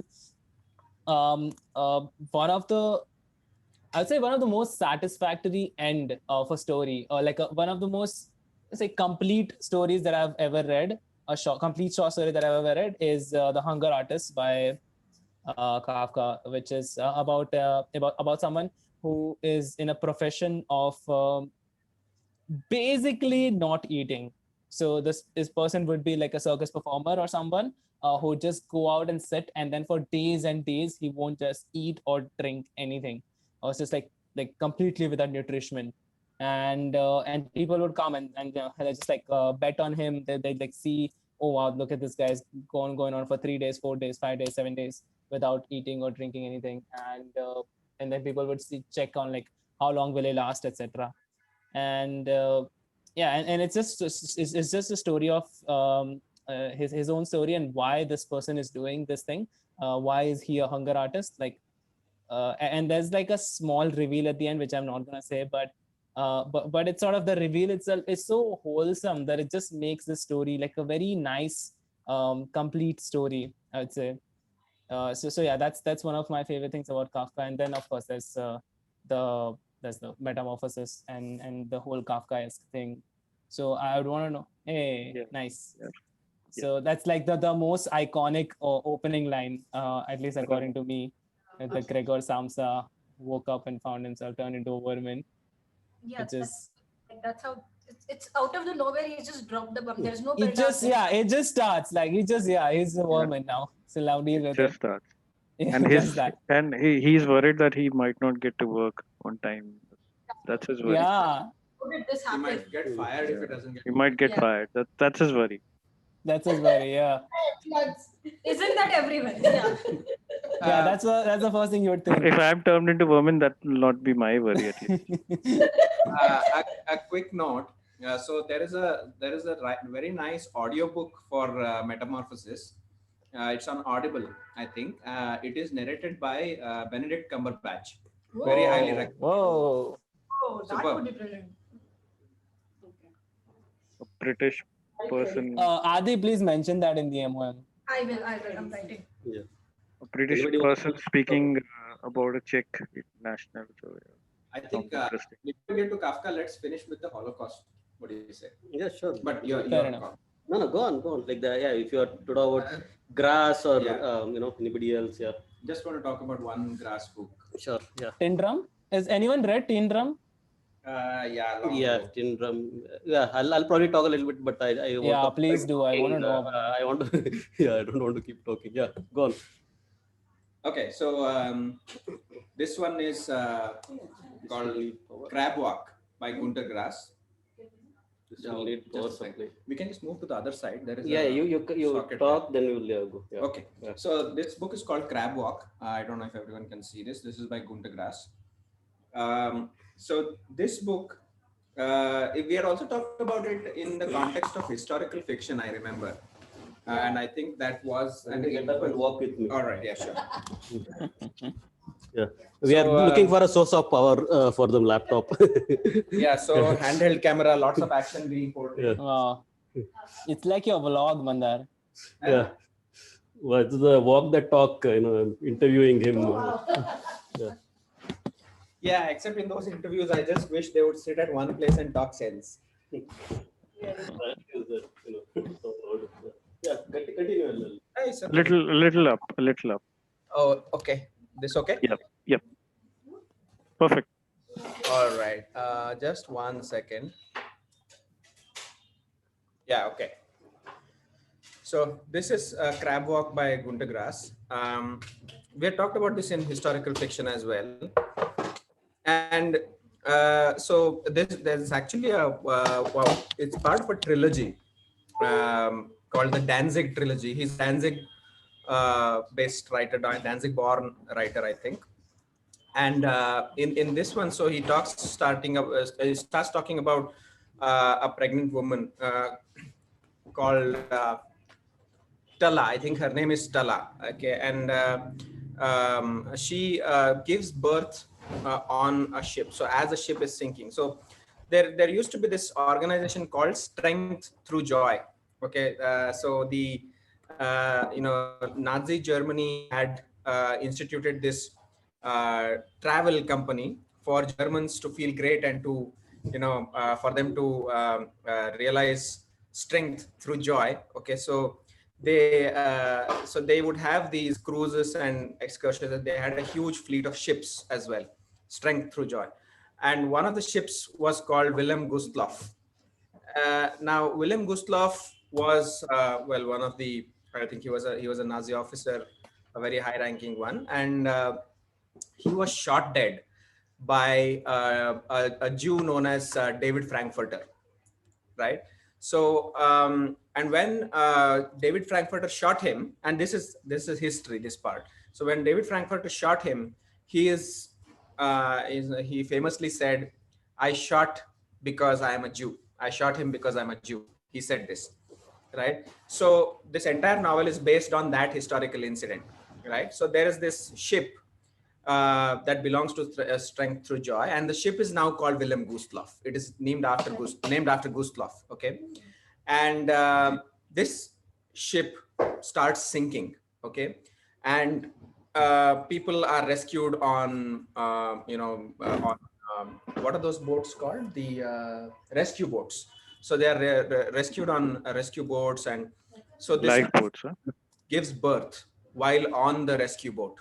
Okay, so she gives birth to a son who grows up to become a journalist. And what is his name? I think his name is Paul. I remember the last name. His last name is Pokrivke, but probably first name is Paul. I don't remember now. So he is born, and then he grows up, and he has a bit of difficulty understanding his mother's obsession with the erstwhile German nationalism, right? With the idea of the Nazi Germany, and he has trouble grasping that idea, and he keeps debating that with her all the time, but she is steadfast in her view, right? Now, as it happens, this guy's life is not very easy, and he has an estranged son. What is the name of the son now? I think his name is Conrad. So Conrad is an estranged son to Paul, and he has been living with his grandmother, and has therefore become interested in Wilhelm Gustloff, right? And the whole Holocaust, and why the Nazis believed it was necessary. So essentially, he has started fashioning himself as a neo-Nazi, right? And when Paul discovers that he has a son who is a neo-Nazi, he becomes deeply disturbed, and he tries talking to his son, right, who won't listen to him at all because he's been estranged. Okay. Now, I think the way the book goes is that in trying to understand Wilhelm Gustloff better, right, Conrad actually acts out the character of Wilhelm Gustloff, right, and gets one of his friends to act the character of David Frankfurter, the shooter, right? So they actually start acting out that historical sequence, okay, and they keep it going for a few days, and then one day, I think, uh, this friend who is not a Jew, the friend is not a Jew, by the way, he's just portraying a Jew because Conrad asked him to. He goes on to insult the actual Wilhelm Gustloff, and that angers Conrad, and he shoots his friend while believing, right, that he is shooting David Frankfurter. Okay, so this is like his revenge for David Frankfurter having shot Wilhelm Gustloff. And when he is getting arrested, he says, "I shot him because I'm a German," which is a take on David Frankfurter's statement that he shot Gustloff because he was a Jew.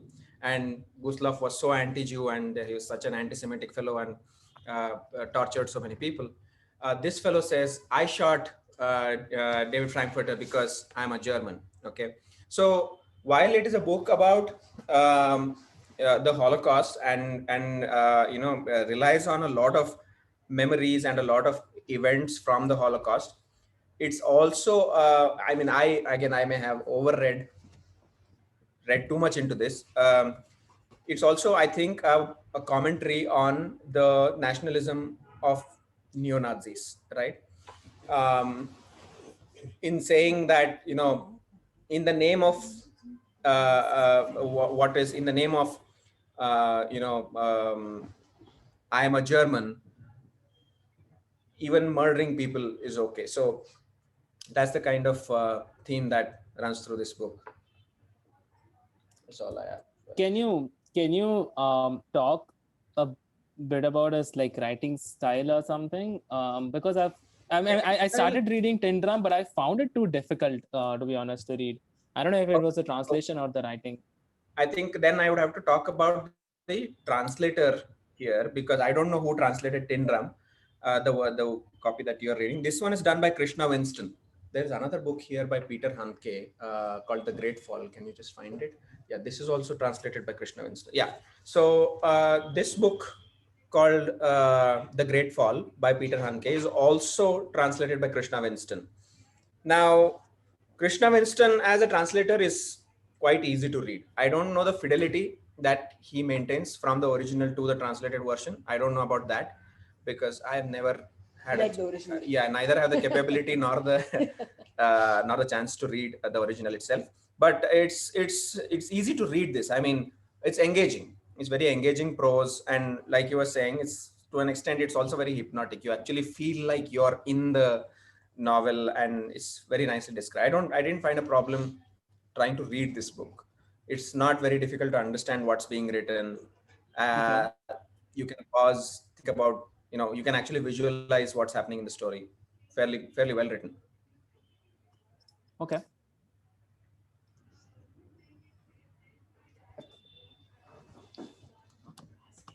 Has anyone read Tin Drum? No. I read Tin Drum a long time ago. The Tin Drum, Cat and Mouse, and Crab Walk, that forms the. No, Tin Drum is not part of that trilogy. Yeah, it is. Is it? It is. I was just reading on it, and actually, Crab Walk. I mean, the trilogy that you were mentioning. What was it? Dancing trilogy, right? So, Dancing trilogy does not have Crab Walk. It has Tin Drum, Cat and Mouse, and Dog Years. Oh yeah, Dog Years, correct. Yeah, I haven't read Dog Years. Yeah, I mean, like, I don't really want to talk about it because there is a lot of other things that I want to talk about, and I don't want to. Sorry, you're right. Actually, just the character called Tala comes from that trilogy. Yeah. Oh, okay. So I see a message here from Sirisha, Diaries by Kafka. She said, "Do you want to talk about that?" And then we could move on to Kafka and other things. Sirisha, you there? Yes, yes, I'm here. Yeah. I'm sorry, did you ask me something? I know you want to I discuss saw your Kafka. I saw your message. So do you want to talk about Diaries by Kafka?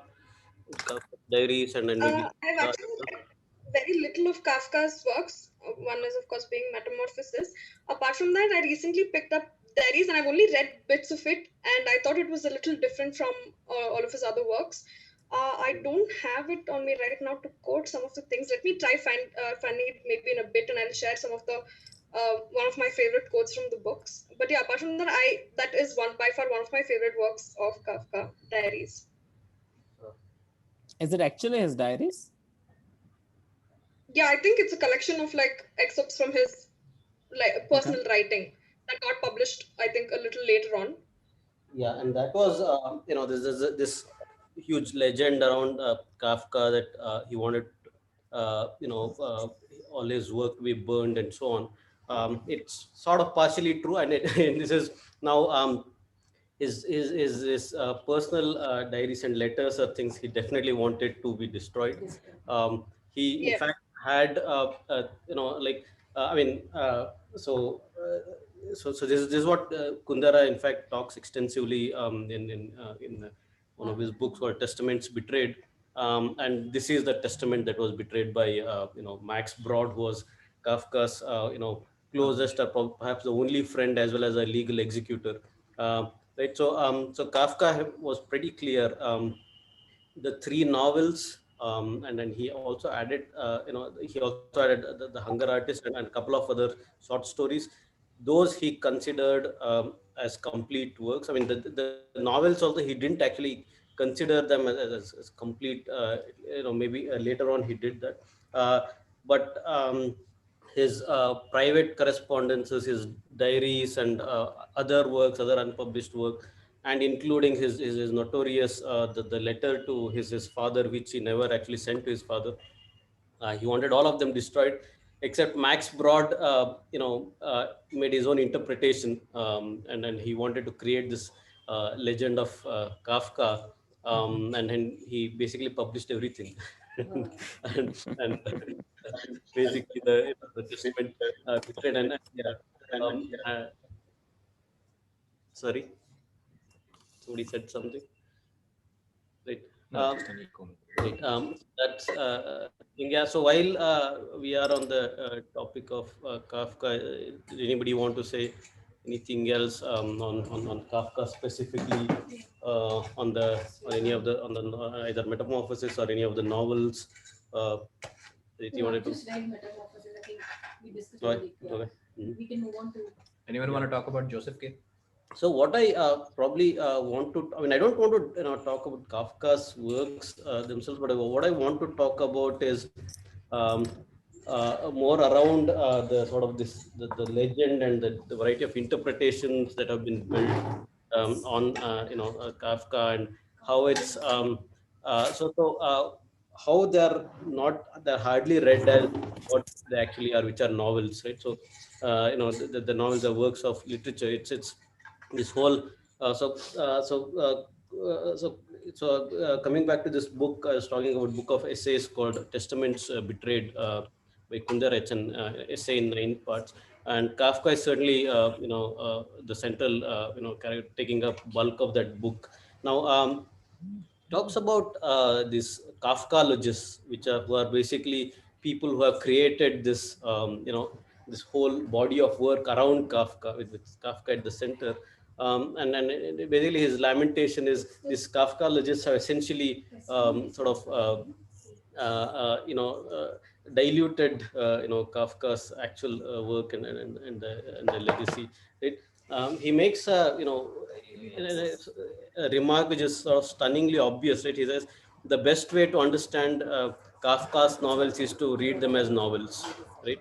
And everybody seems to do anything but that, and then over reading into it, trying to bring in motives from his life, his relationship with his father, and so on and so forth. Right? Whereas it probably is, here you have somebody with such huge density of imagination, and such aesthetic quality, that you don't really need to do all of that, right? So that's in fact, if you look at any of his works, it's just what is going on there is Kafka's way of interpreting or coming to terms with the world from a deeply ironic, from a deeply sort of a comical sense of how this should be, because everything is topsy-turvy right now. It's in the usual world that we see, as we see it, there is a crime, and then there is a punishment that the crime receives. Whereas in Kafka's world, the punishment has been decided, and now the punished has to go and find the crime. And doing any, if you look at anything, right, like we spoke about metamorphosis, and somebody is already transformed, and now how do I go to work, and what do I, so that's so I mean, if you look at the castle or any of these trial, the trial and so on, so it's been decided in the trial. Basically, he runs, he has been asked to come to a certain not well described location at an undisclosed time across the town, and he literally runs basically across town on a certain Sunday, right? And now it's what do you make of it, right? What do you make of it? Is it is it something that's uh, like a lot of interpretations are around, sound more like psychoanalysis, and critical overreach, right? Yeah. So whereas it's probably a very sort of a an ironic and a complete flight of imagination about how do we deal with these situations, right? So I have a question. So yeah. While I'm largely in agreement with that idea that you're talking about, now when you read something like Metamorphosis, and one of the most common analysis of Metamorphosis is that he explores the idea of how he felt dissociated from himself, from family, from the world, right? While at the same time feeling compelled to be functional as possible, right? How do you avoid thinking about that, right? To some extent, it actually, not some extent, it does make sense. It makes complete sense to me that in transforming Gregor Samsa into a worm or caterpillar or whatever that is. Vermin, yeah. Vermin, yeah. So he is basically, he's saying, I don't feel like myself, right? Gregor Samsa doesn't feel like himself. How do you draw that line and ensure that you are not going into critical overreach, right? You're not overanalyzing something. See, the point I think to make, and a lot of it's the sense of alienation is something real. Yeah, exactly. Right? The sense of alienation could come from your own life experiences. It could come from what is happening in the world around you, and so on. What is the picture that you had when you are reading Metamorphosis? What picture was there in front of your eyes visually? In front, you're asking I'm me? asking you. I could actually imagine him this, but like people are just. Okay. So for me, the picture was simply that it's a worm. For example, there is this sequence where he's on the door and he's hoping that nobody opens the door too forcefully, otherwise he might get crushed. Something like that, right? So I imagine it exactly like that. Okay, I'll tell you what my picture in front of my eyes through entire Metamorphosis was. I mean, it's a very Indian picture, so a typical Bombay chawl. Okay. I have no idea why. So if you ask me to explain why you're saying this, I have no idea why I'm saying this. But right from scene 1, like subah utke kaam pe jana hai. Right. And so a person who's stuck in that monotony. Right. Whether you like it or not, whether you feel you deserve it or not, but that's where you are. And that's your reality. And sort of scared of stopping. Yeah, scared of stopping because it's a stopping is not an option. Option, correct? Yeah, it's not an option, right? Typical doing anything outside the routine. A very classic middle class, you Right. know, for at the risk of stereotyping, you know, a Bombay chawl में अटका हुआ बंदा जिसको सुबह उठ के factory में काम पे जाना है.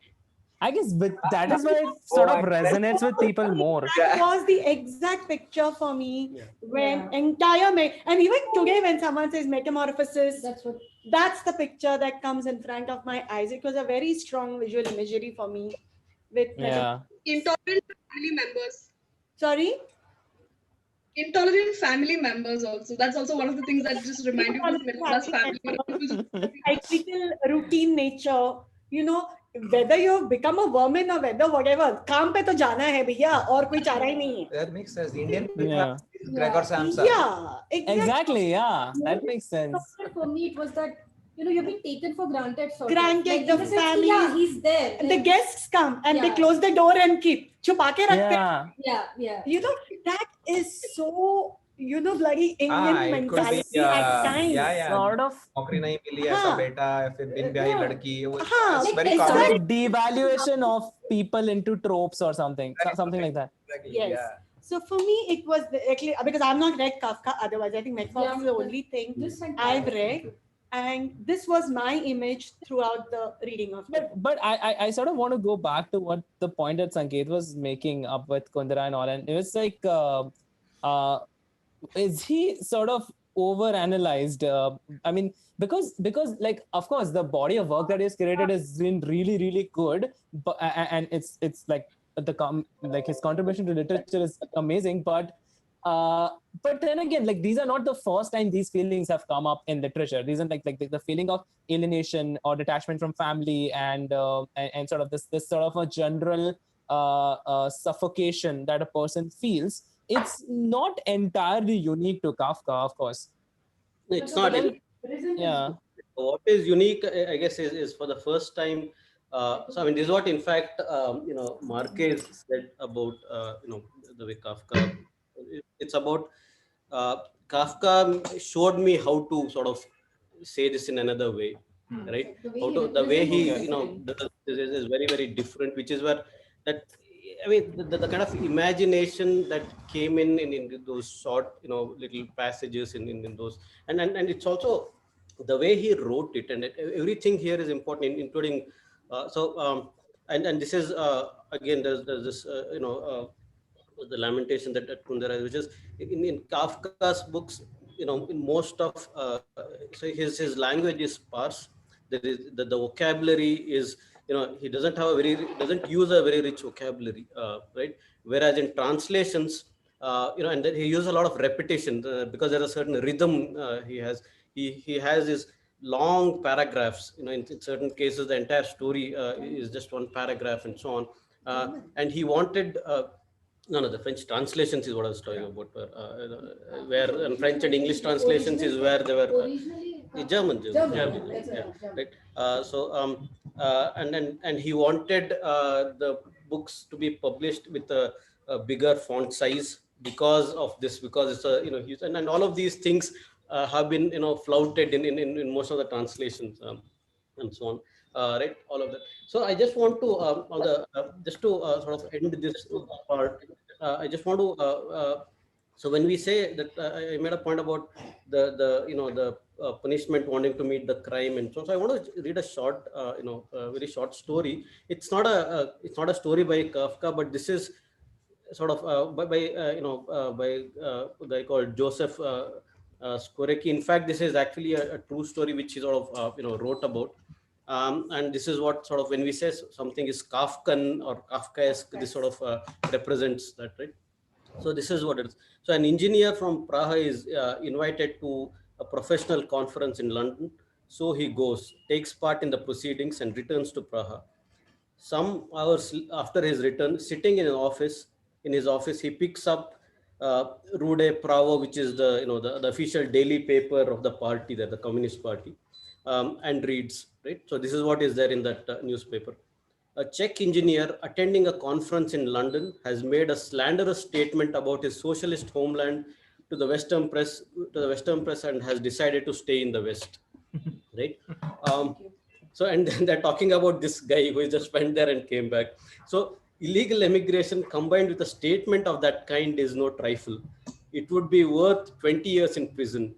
Our engineer can't believe his eyes, but there's no doubt about it. The article refers to him.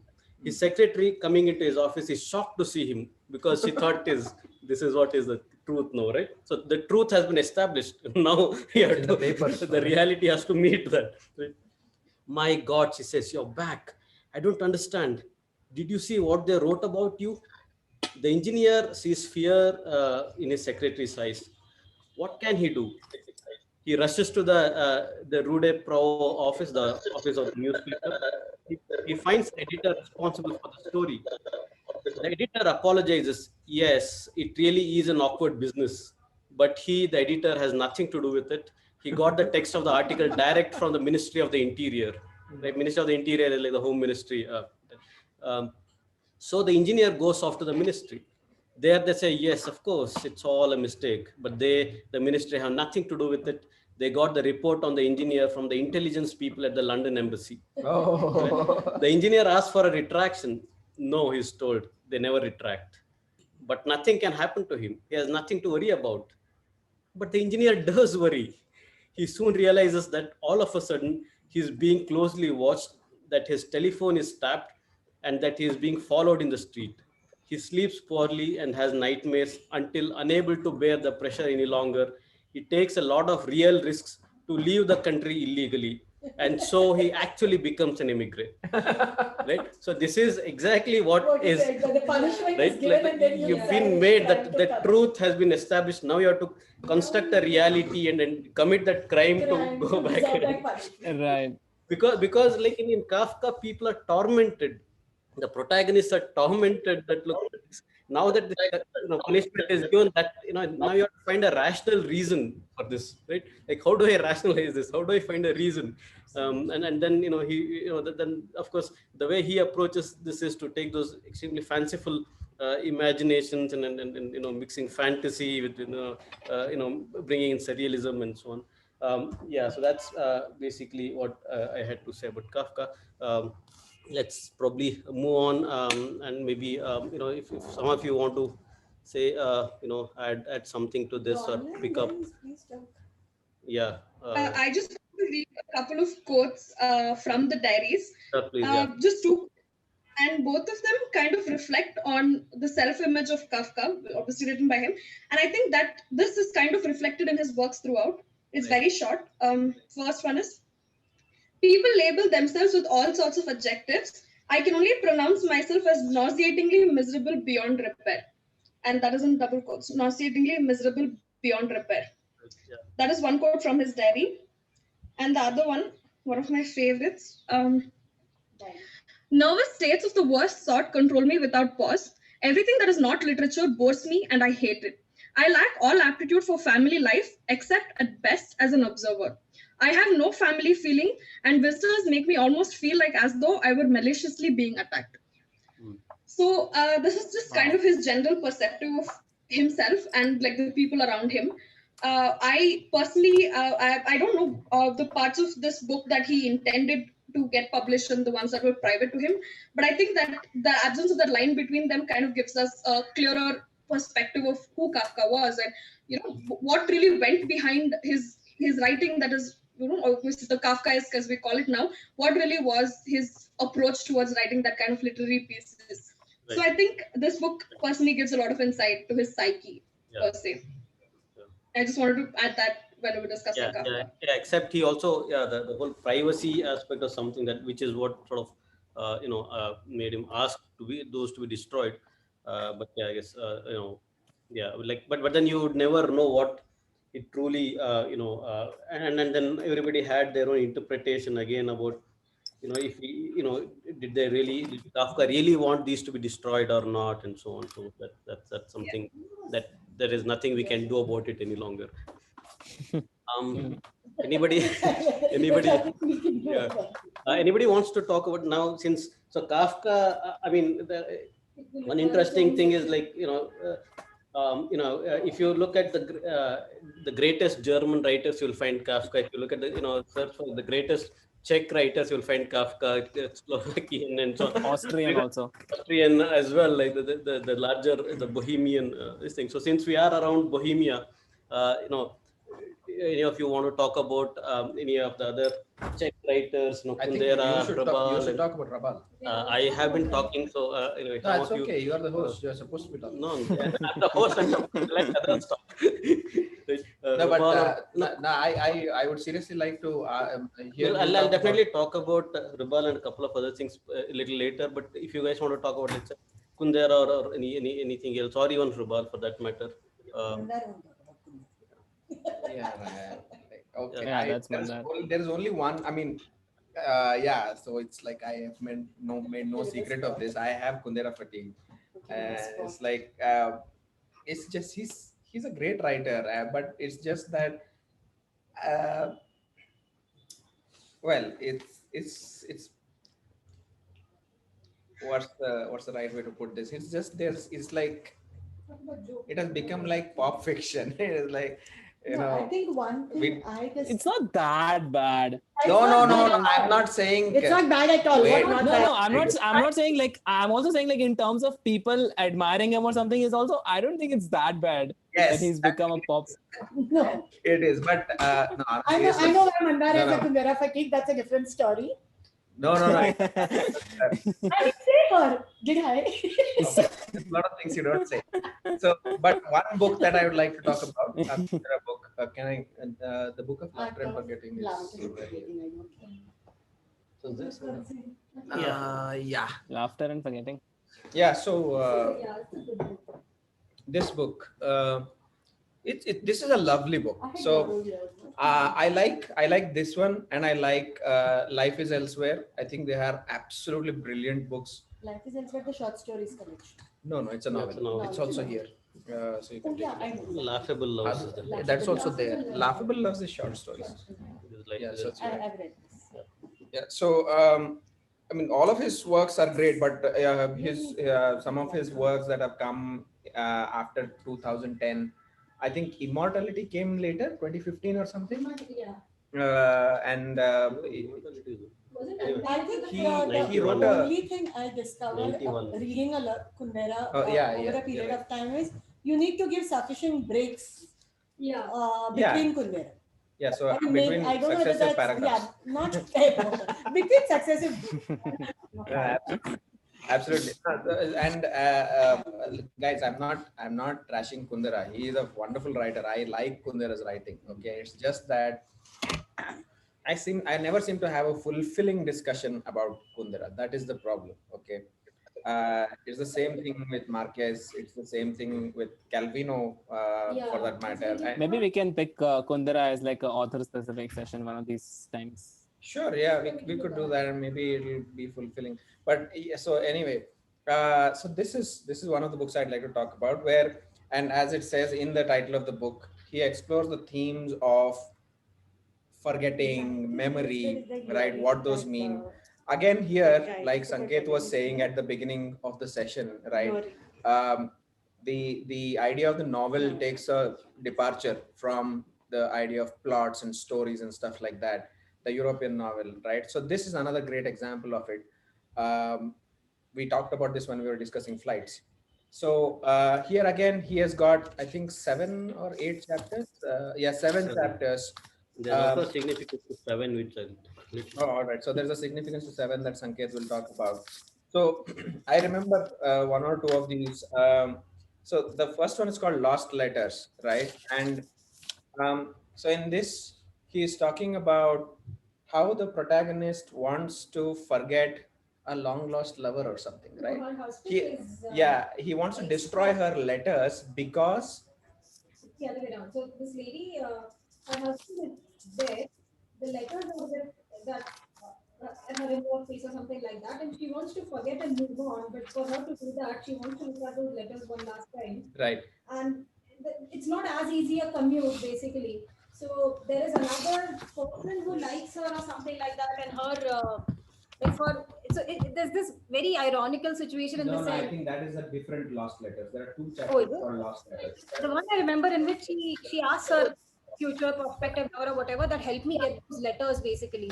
So it's like such a conflicting situation for both of them. Like she's asking for her ex-husband's letter saying that, hey, I want to see them or destroy them by my own hands so that I can move on and, like find a Be a life part with of you. your life. But at the same time, she's so desperate to get her letters. Like, it's as if. So he's not sure. Yeah, exactly. That's the dilemma sort of he has described. I don't know if it's this chapter or there's one.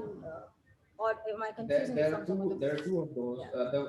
This one makes a reference to a photograph of two leaders in the Czech Communist one of them has Party. been brushed off. Yeah. So Clement Gottwald is standing along with Clementis somebody. I don't find his first name here. So Clementis is standing with Gottwald in the picture. And when Clementis, I think, is executed or he's banished or something. Basically, post the communist occupation, so anybody who had. So the Czech Communist Party now wants to erase his memory. So they actually erase him from the photograph, right? And the protagonist in this story wonders how nice it would have been for us to be able to erase memories like that. So that's there he talks about forgetting, and I read this book many years ago, so I don't have a very clear recollection of specific paragraphs or the stories themselves. In another story, there is a daughter who is experimenting with her sexuality or something, and she is I think she's in a relationship. She's in a three-way relationship. There are three people there, and the daughter's mother almost discovers it, and she does discover this relationship, but she lets it go. You know why? Because one of the girls reminds her of an old friend, right? And that is why she's okay with it. So it's like now she's exploring the concept of remembering something and being okay with the past as well as the present. So in a way, this book can be thought of as how the past affects the present, right? And how the present makes you look at the past. So yeah, I think there's a lot of reference to the Praha Spring and so on. So talk about Litos.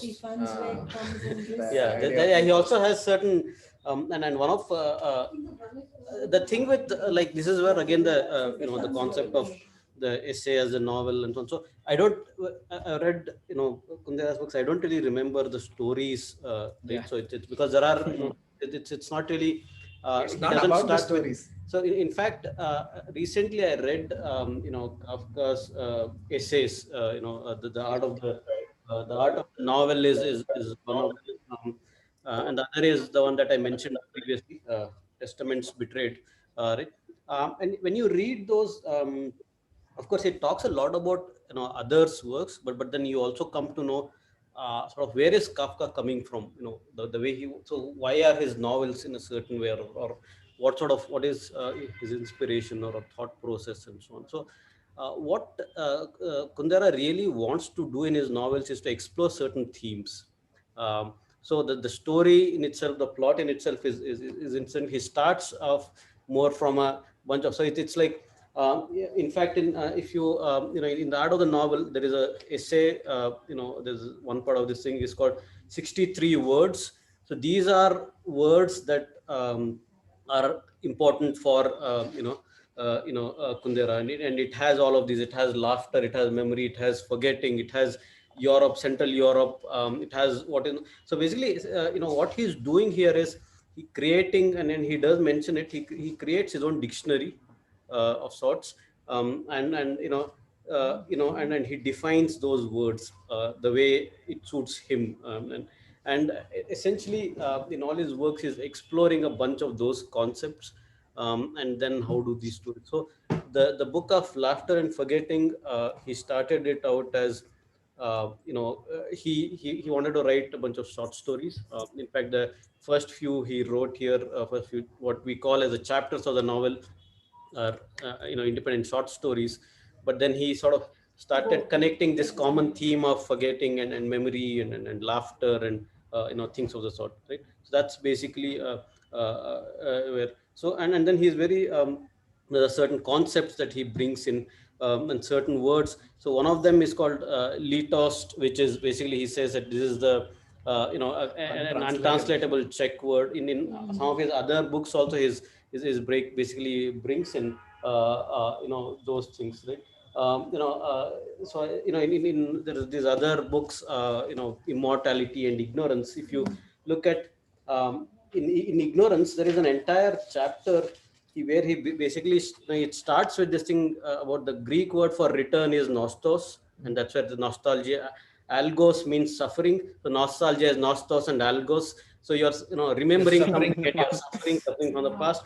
And then he goes on and he talks about the concept in Spanish and in Portuguese and so on. That's the whole chapter, and that's the part of this novel. Can I read a little bit about Lithos? Please. So there's a passage here. Yeah. So this is from the story called Lithos, and this is the central character is in this is a lady called Christina, and the way this guy also starts describing Christina first. It's almost like, you remember those old Rishikesh Mukherjee movies where he introduces Amol Palekar's character to you? So it's almost like that. So the visualization in my head is like the ye hai hamare hero. So it's like the narration and right at the beginning, just 2 minutes, where he says, okay, this is the guy who is lost in love, cannot seem to find a job, can't seem to get one thing right, and this is the rest of this film is going to be about this guy. So he lays that context. I recently watched one of these.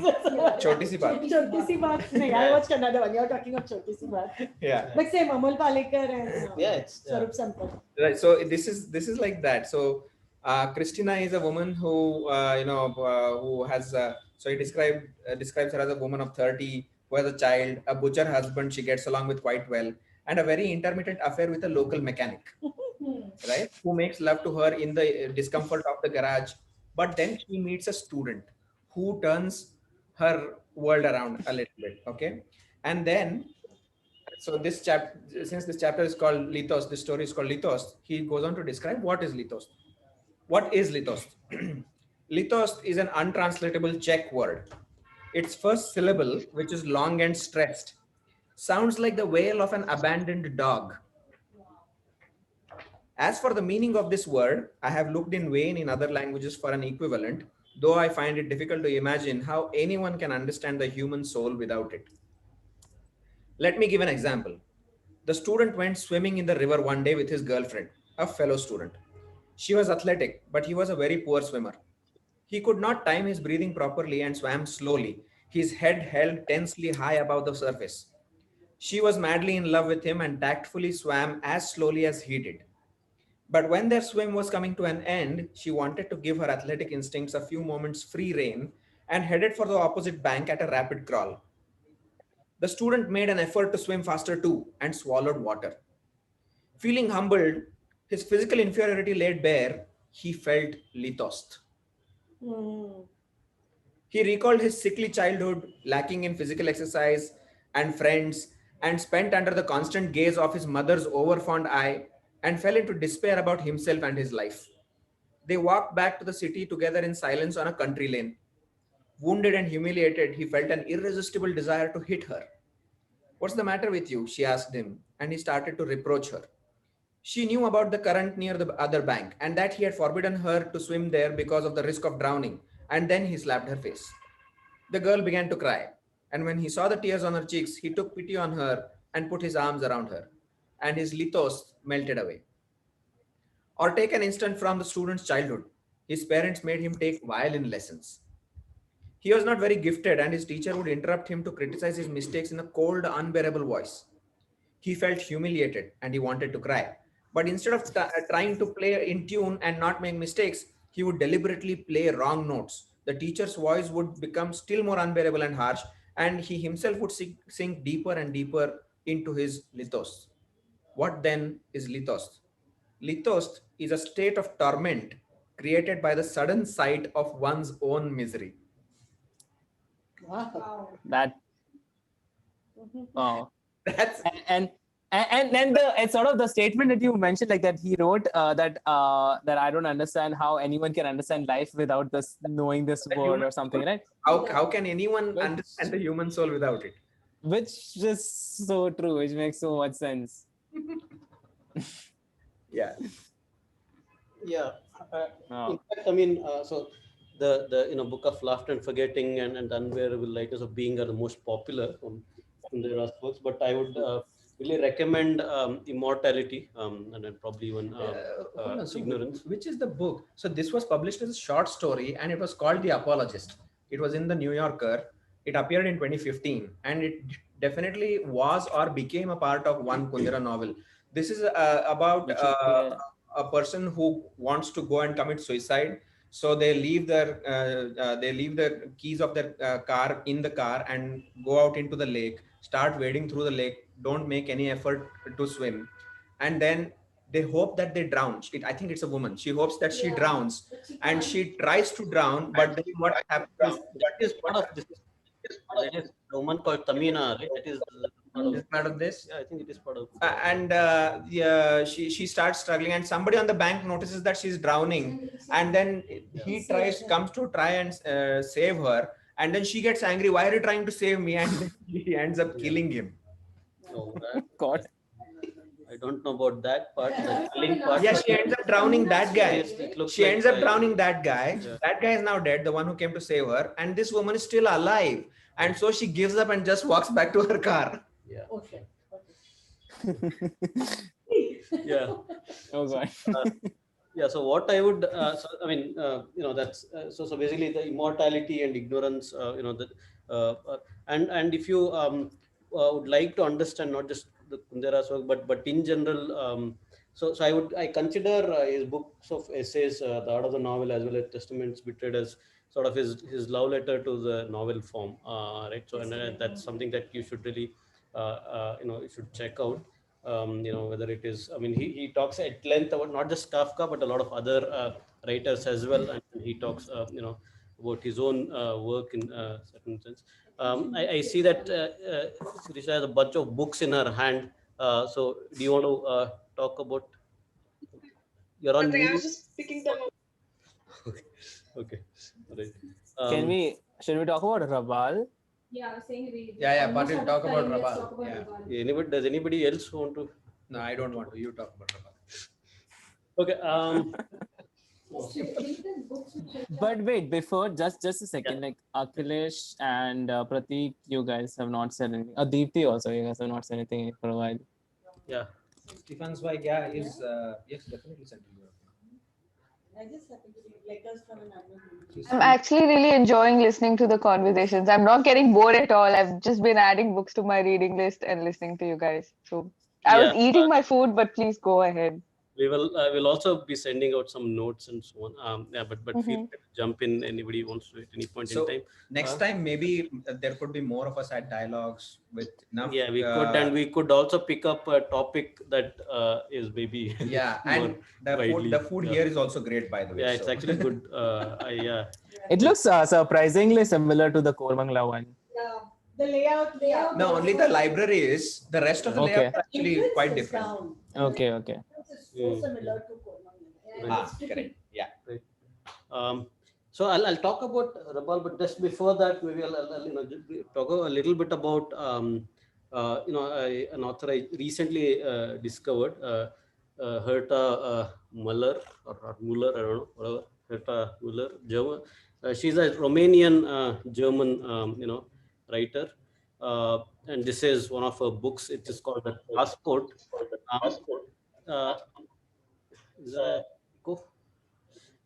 Actually, the literal translation of the title of the book, if you, from the German, is it's called something like "Man is a large pheasant in this world" or something of the sort. and bird. Pheasant, yeah, the pheasant bird. And in fact, I don't think pheasants are there in Germany or Romania, but I don't know where that comes from.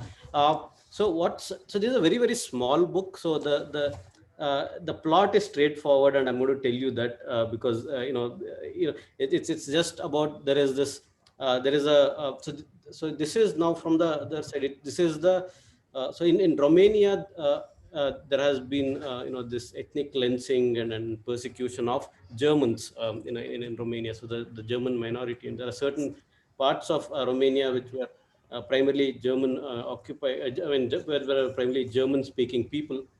Right. In fact, they are called something. They're called Swabians. Right. That's the slang used. So the German-speaking minority in the Banat region of this. Right. Now, and this particularly, this is basically during the regime of a dictator called very charismatic and so on, but then also profoundly misguided, called Nikolai Ceausescu, is the dictator, and this is during that period. So during that period, this is deeply political novel, except there is hardly any mention of any politics at all in this whole novel. So in this particular village or a small town in Romania, every German basically wants to move out of there. They want to go to the west, probably to Germany, either Stuttgart or Berlin or somewhere. And that's where the passport comes in, right? So everybody is awaiting basically for the passport in that village, right? And it's a extremely corrupt place. The militia and the priest and everybody who is in power is seeking bribes, and not just that. It's basically there is, you have to give them sacks of grain and flour, and then you have to send them your women. Basically, that's sort of the arrangement, and everybody seems to be okay with it. It's an extremely bleak novel, but again, the narrative style is very unique, very different. It's very, very sparse.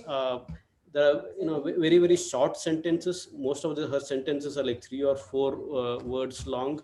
The language is very sparse, but there's so much, and then there are numerous chapters, right? Each chapter is, sometimes a chapter is just like 4 or 5 lines, and each one seems like a different kind of a different episode, basically. And through these numerous seemingly random episodes, the plot keeps moving very, very slowly, right? But through the course of this, you learn a lot more about the history of that place, the history of the people there, the cultures, the local customs, the all the superstitions. For example, this is the owl here, right? The owl plays a very important role. It's said that owl, if it sits on somebody's house, there is somebody's going to die in that household, and so on. And the owl keeps choosing different households, and so on and so forth. Again, the language is very, very ironic, rife with irony. Right? This is something I'd definitely recommend. It's a very short read. It's just about 100 odd pages, and really, really interesting way of. I mean, if not for the plot, it's the narrative style. It has sort of a very, very rhythmic, almost reads like poetry in parts, because of the sparse language, and then this short sentences and the rhythmic pattern and so on. So definitely recommended. Another book from Herta Müller. I mean, I haven't read it, but I recently found it's called The Hunger Angel or something of the sort. I think it's a prose poem. Hunger Angel, yeah. Hunger Angel, the prose poem. It's a 300 odd pages prose poem. That's something that I want to pick up. What is a prose poem? It's prose, but it's the way it is structured is like a poem. It's a story. It's a it's fiction, but it's structured like a poem. No. Basically, yeah. So that the story was called The Apologizer. Okay. 2015, Okay. Milan Kundera. It became part of this novel called The Festival of Insignificance. I see. That's probably a more recent one. 2015.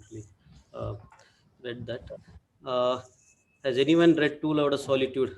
Yes, Risha is asking that question. Yeah.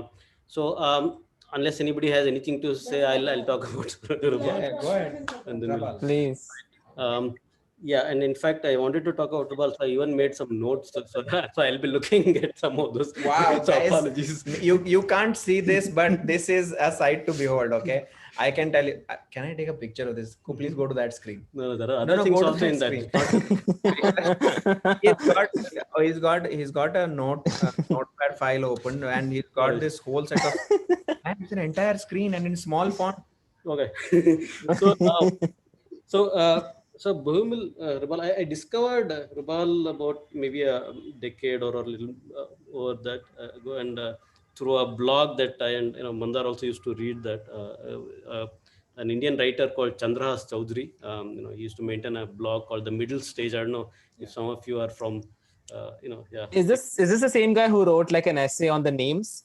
Yes, on the title, Oh, okay. the art of the title. The art of the so Right. he talked. That's where I started.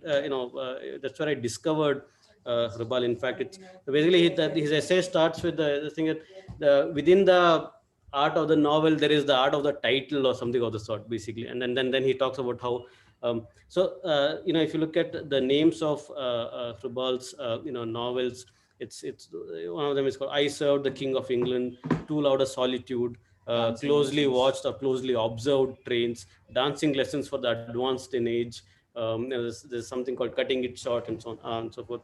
Now, so to sort of Rubal is this Czech, again, Bohemian author, basically, who and a lot of his books were sort of again banned, and so at least the Czechs considered him to be his work to be untranslatable, but then at least the ones that I've read, they seem to be quite well translated. So I'm sometimes I really feel that, okay, if this is so good in translation, then what is the rest of it that I'm missing out on?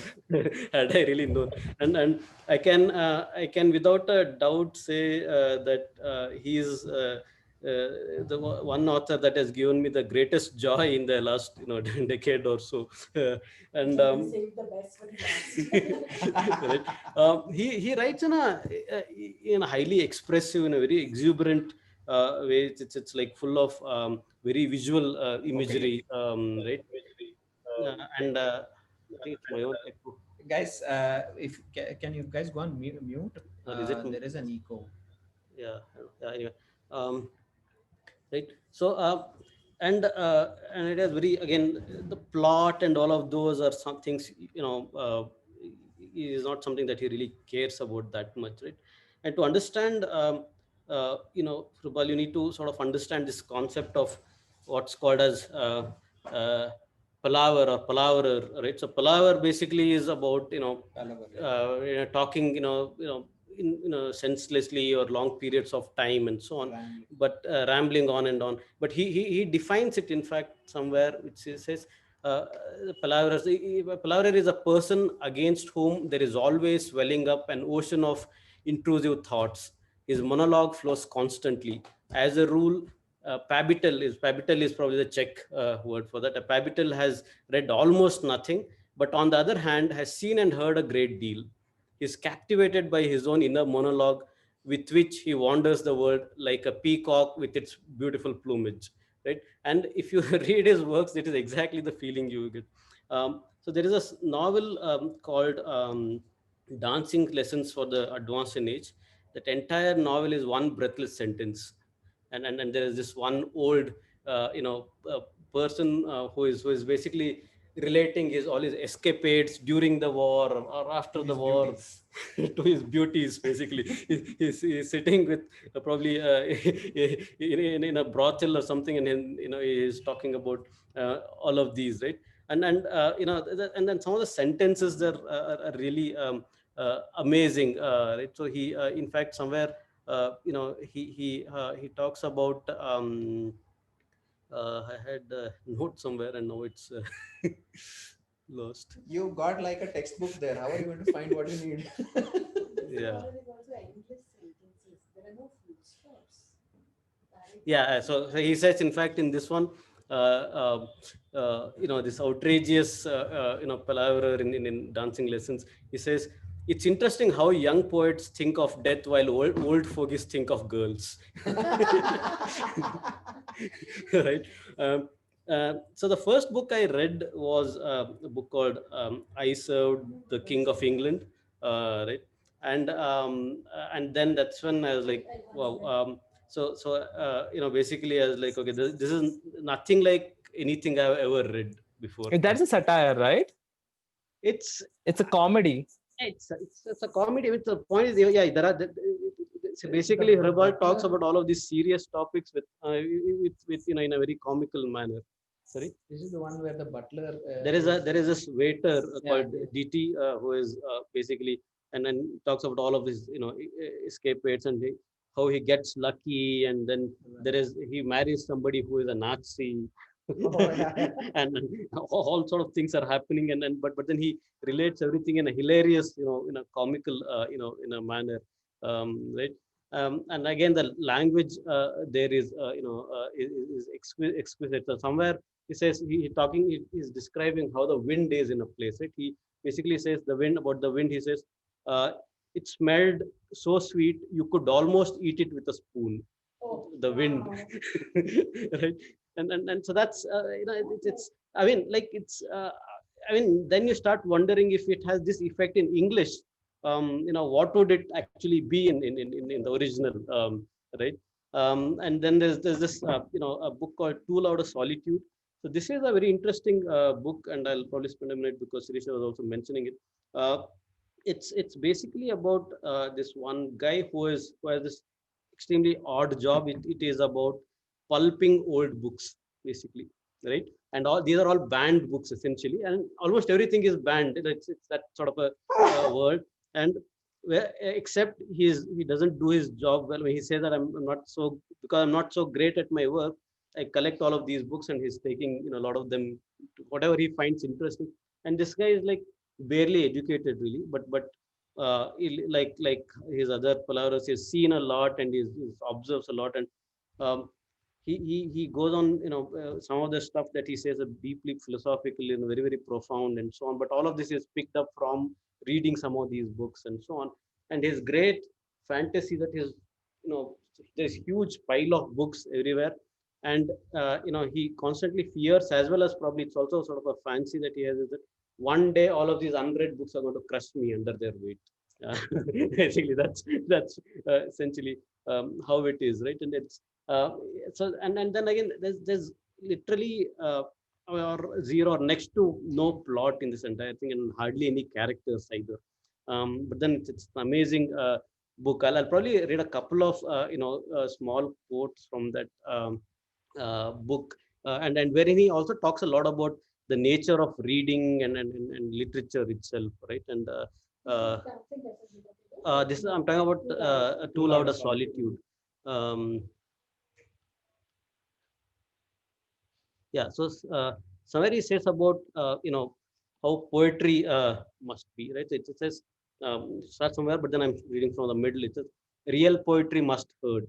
I think some of you are aware of, you already know this, but it's real poetry must hurt, as if you had forgotten you wrapped a razor blade in your handkerchief and you blew and you blow your nose into it. No book worth its salt is meant to put you to sleep. It's meant to make you jump out of bed in your underwear and run and beat the author's brains out. This is such a brilliant line. Such right? a brilliant line. Right? And elsewhere in the same book, he says this. Something like, he's talking about how he reads. He says, because when I read, I don't really read. I pop a beautiful sentence into my mouth and suck it like a fruit drop, or I sip it like a liquor until the thought dissolves in me like alcohol, infusing brain and heart and coursing on through the veins to the root of each blood vessel. Right? I mean, you so visual. Yeah, it's so visual, and you would wish that that's how you were capable of reading all the time, right? I mean, yeah, I certainly, I certainly do not think I have the caliber to get the words to course through my veins or all, or anything of the sort. But I always have read in a way that I don't care about finishing a book. Right. If I like a particular paragraph, I'll read it 100 times. Right. Yeah. So yeah, I mean, I could go on and on, but then so if you want to consider Rubal, I would say I served the King of England. Too Loud a Solitude and Dancing Lessons for the Advanced in Age. They are his best works. He has also a few others like Cutting It Short and what was. There's also something on Kafka, no? I was just going through it and it's written Mr. Kafka. Yeah, it says Mr. Kafka. It says the collection of short stories. Those, of course, are something that you can. I mean, they are in some sense you could consider them as more regular work. I mean, although they are really good, the short stories. But yeah, this is I mean, but it's about the effect that Prabal has you. The very words he uses, the sound, the rhythm, all of that has a very deep effect, and it's a joyous, it's a riot basically, right? Because it's so visual and it's hilarious. There's so much happening there all the time. It's a great affair. So that's where I that was about Rubal. We are 6:40. Any last remarks, anybody? I just want to take a couple of minutes and read something. So I've not read this particular book. It's called Total Fears by Rabal, but I just want to read something from it because I was just like, I do this like whenever I like an author, I just go through their Goodreads to sort of read quotes by them. And this is something like a passage, and it sort of embodies everything. It's sort of on a more tragic or sad end rather than like a funny or satirical end. But it's still like everything that you talked about, like the rhythm and the visual sort of language, it sort of comes through. So yeah, I want to read through that. It's real quick. It says, sometimes when I get up and emerge from the mist of slumber, my whole room hurts. My whole bedroom, the view from the window hurts. Kids go to school, people go shopping, everyone knows where to go. Only I don't know where I want to go. I get dressed blearily, stumbling, hopping about to pull on my trousers. I go and shave with my electric razor. For years now, whenever I shave, I've avoided looking at myself in the mirror. I shave in the dark or round the corner, sitting on a chair in the passage with a socket in the bathroom. I don't like looking at myself anymore. I'm scared by my own face in the bathroom. I'm hurt even by my own appearance. I see yesterday's drunkenness in my eyes. I don't even have breakfast anymore. If I do, only coffee and a cigarette. I sit at the table. Sometimes my hands give way under me, and several times I repeat to myself, Rabal, Rabal, Bohumil Rabal, you victorize yourself away. You've reached the peak of emptiness, as my Lao Tzu taught me. I've reached the peak of emptiness, and everything hurts. Even the walk to the bus stop hurts, and the whole bus hurts as well. I lower my guilty looking eyes. I'm afraid of looking people in the eyes. Sometimes I cross my palms and extend my wrists. I hold out my hands so that people can arrest me and hand me over to the cops because I feel guilty even about this once too loud a solitude, which isn't loud any longer. Because I'm hurt not only by the escalator which takes me down into the infernal regions below, I'm hurt even by the looks of the people traveling up. Each of them has somewhere to go. Well, I've reached the peak of emptiness and don't know where I want to go. It is just, yeah. I mean, I have no words. And one last remark on Rubal. I mean, it's the way people die in Rubal's books is it's like it's tragic as well as comical. And then the way Rubal himself died is no different. It was based, so he died. He fell down from a certain like fourth or sixth floor or whatever while trying to feed some pigeons. That's Some people do say that he committed suicide, right? Because he wrote committed suicide as well. We don't know that. We don't know that. But yes, that's how he died. And then in fact, but it's very reminiscent of his stories. Yes. And his novels. I mean, just even if it is just as a mark of honor for his writing style, right? It helps to just think that he died while feeding the pigeons. Yeah. So I have just one last comment to make about something else, but I just want to invite if anybody has any final thoughts, and people online or people here. Not everybody is there, but they are happy listening. Yeah. Maybe check with Akhilesh. Akhilesh, Deepti, Pratik, anybody want to say anything? I'm still there. I'm listening, guys. Right. Yeah, is that so? Okay, so we covered a lot, but there's also a lot we didn't cover, and even within the stuff, and then there's a lot more. I mean, for instance, we said nothing of Brecht, Bertolt Brecht, the German playwright and poet, um, and I mean, of course, a lot of others, and there's some recent writers as well, which I'll send a few of those notes. I mean, I've also had sent some of them, which were really really good. Um, but I would just want to mention two books. I don't want to, I'm not going to talk really about them, but because they're extremely important, and I am myself yet to read them. They are in my list. One of them, and of course, we didn't talk about Herman Hesse Siddhartha. I don't know if anybody has read. I think Everybody probably would have read Siddhartha, and then it's a really good big and book. And then the Steppenwolf from Herman Hesse is also something that's really good. But the two books I want to just mention. Both of these novels are sort of defining moments in Europe, and then like, but then both are incomplete novels. So one is a novel called A Man Without Quality by Robert Musil. It's a huge book. It's like it's an incomplete novel, mind you. It's 1100 odd pages, and it's a deeply philosophical. And this is where the whole individualism, existentialism, all of those things come in, and it's considered a milestone in the European. A Man Without Quality. So that quality or qualities, I don't remember, but qualities probably. Yeah. Robert Musil, Musil, right? So that is one thing. The other book I wanted to mention is, this is a Czech author, Jaroslav Hasek. That is who's author of this. The book is called, the novel is called The Good Soldier Schweik.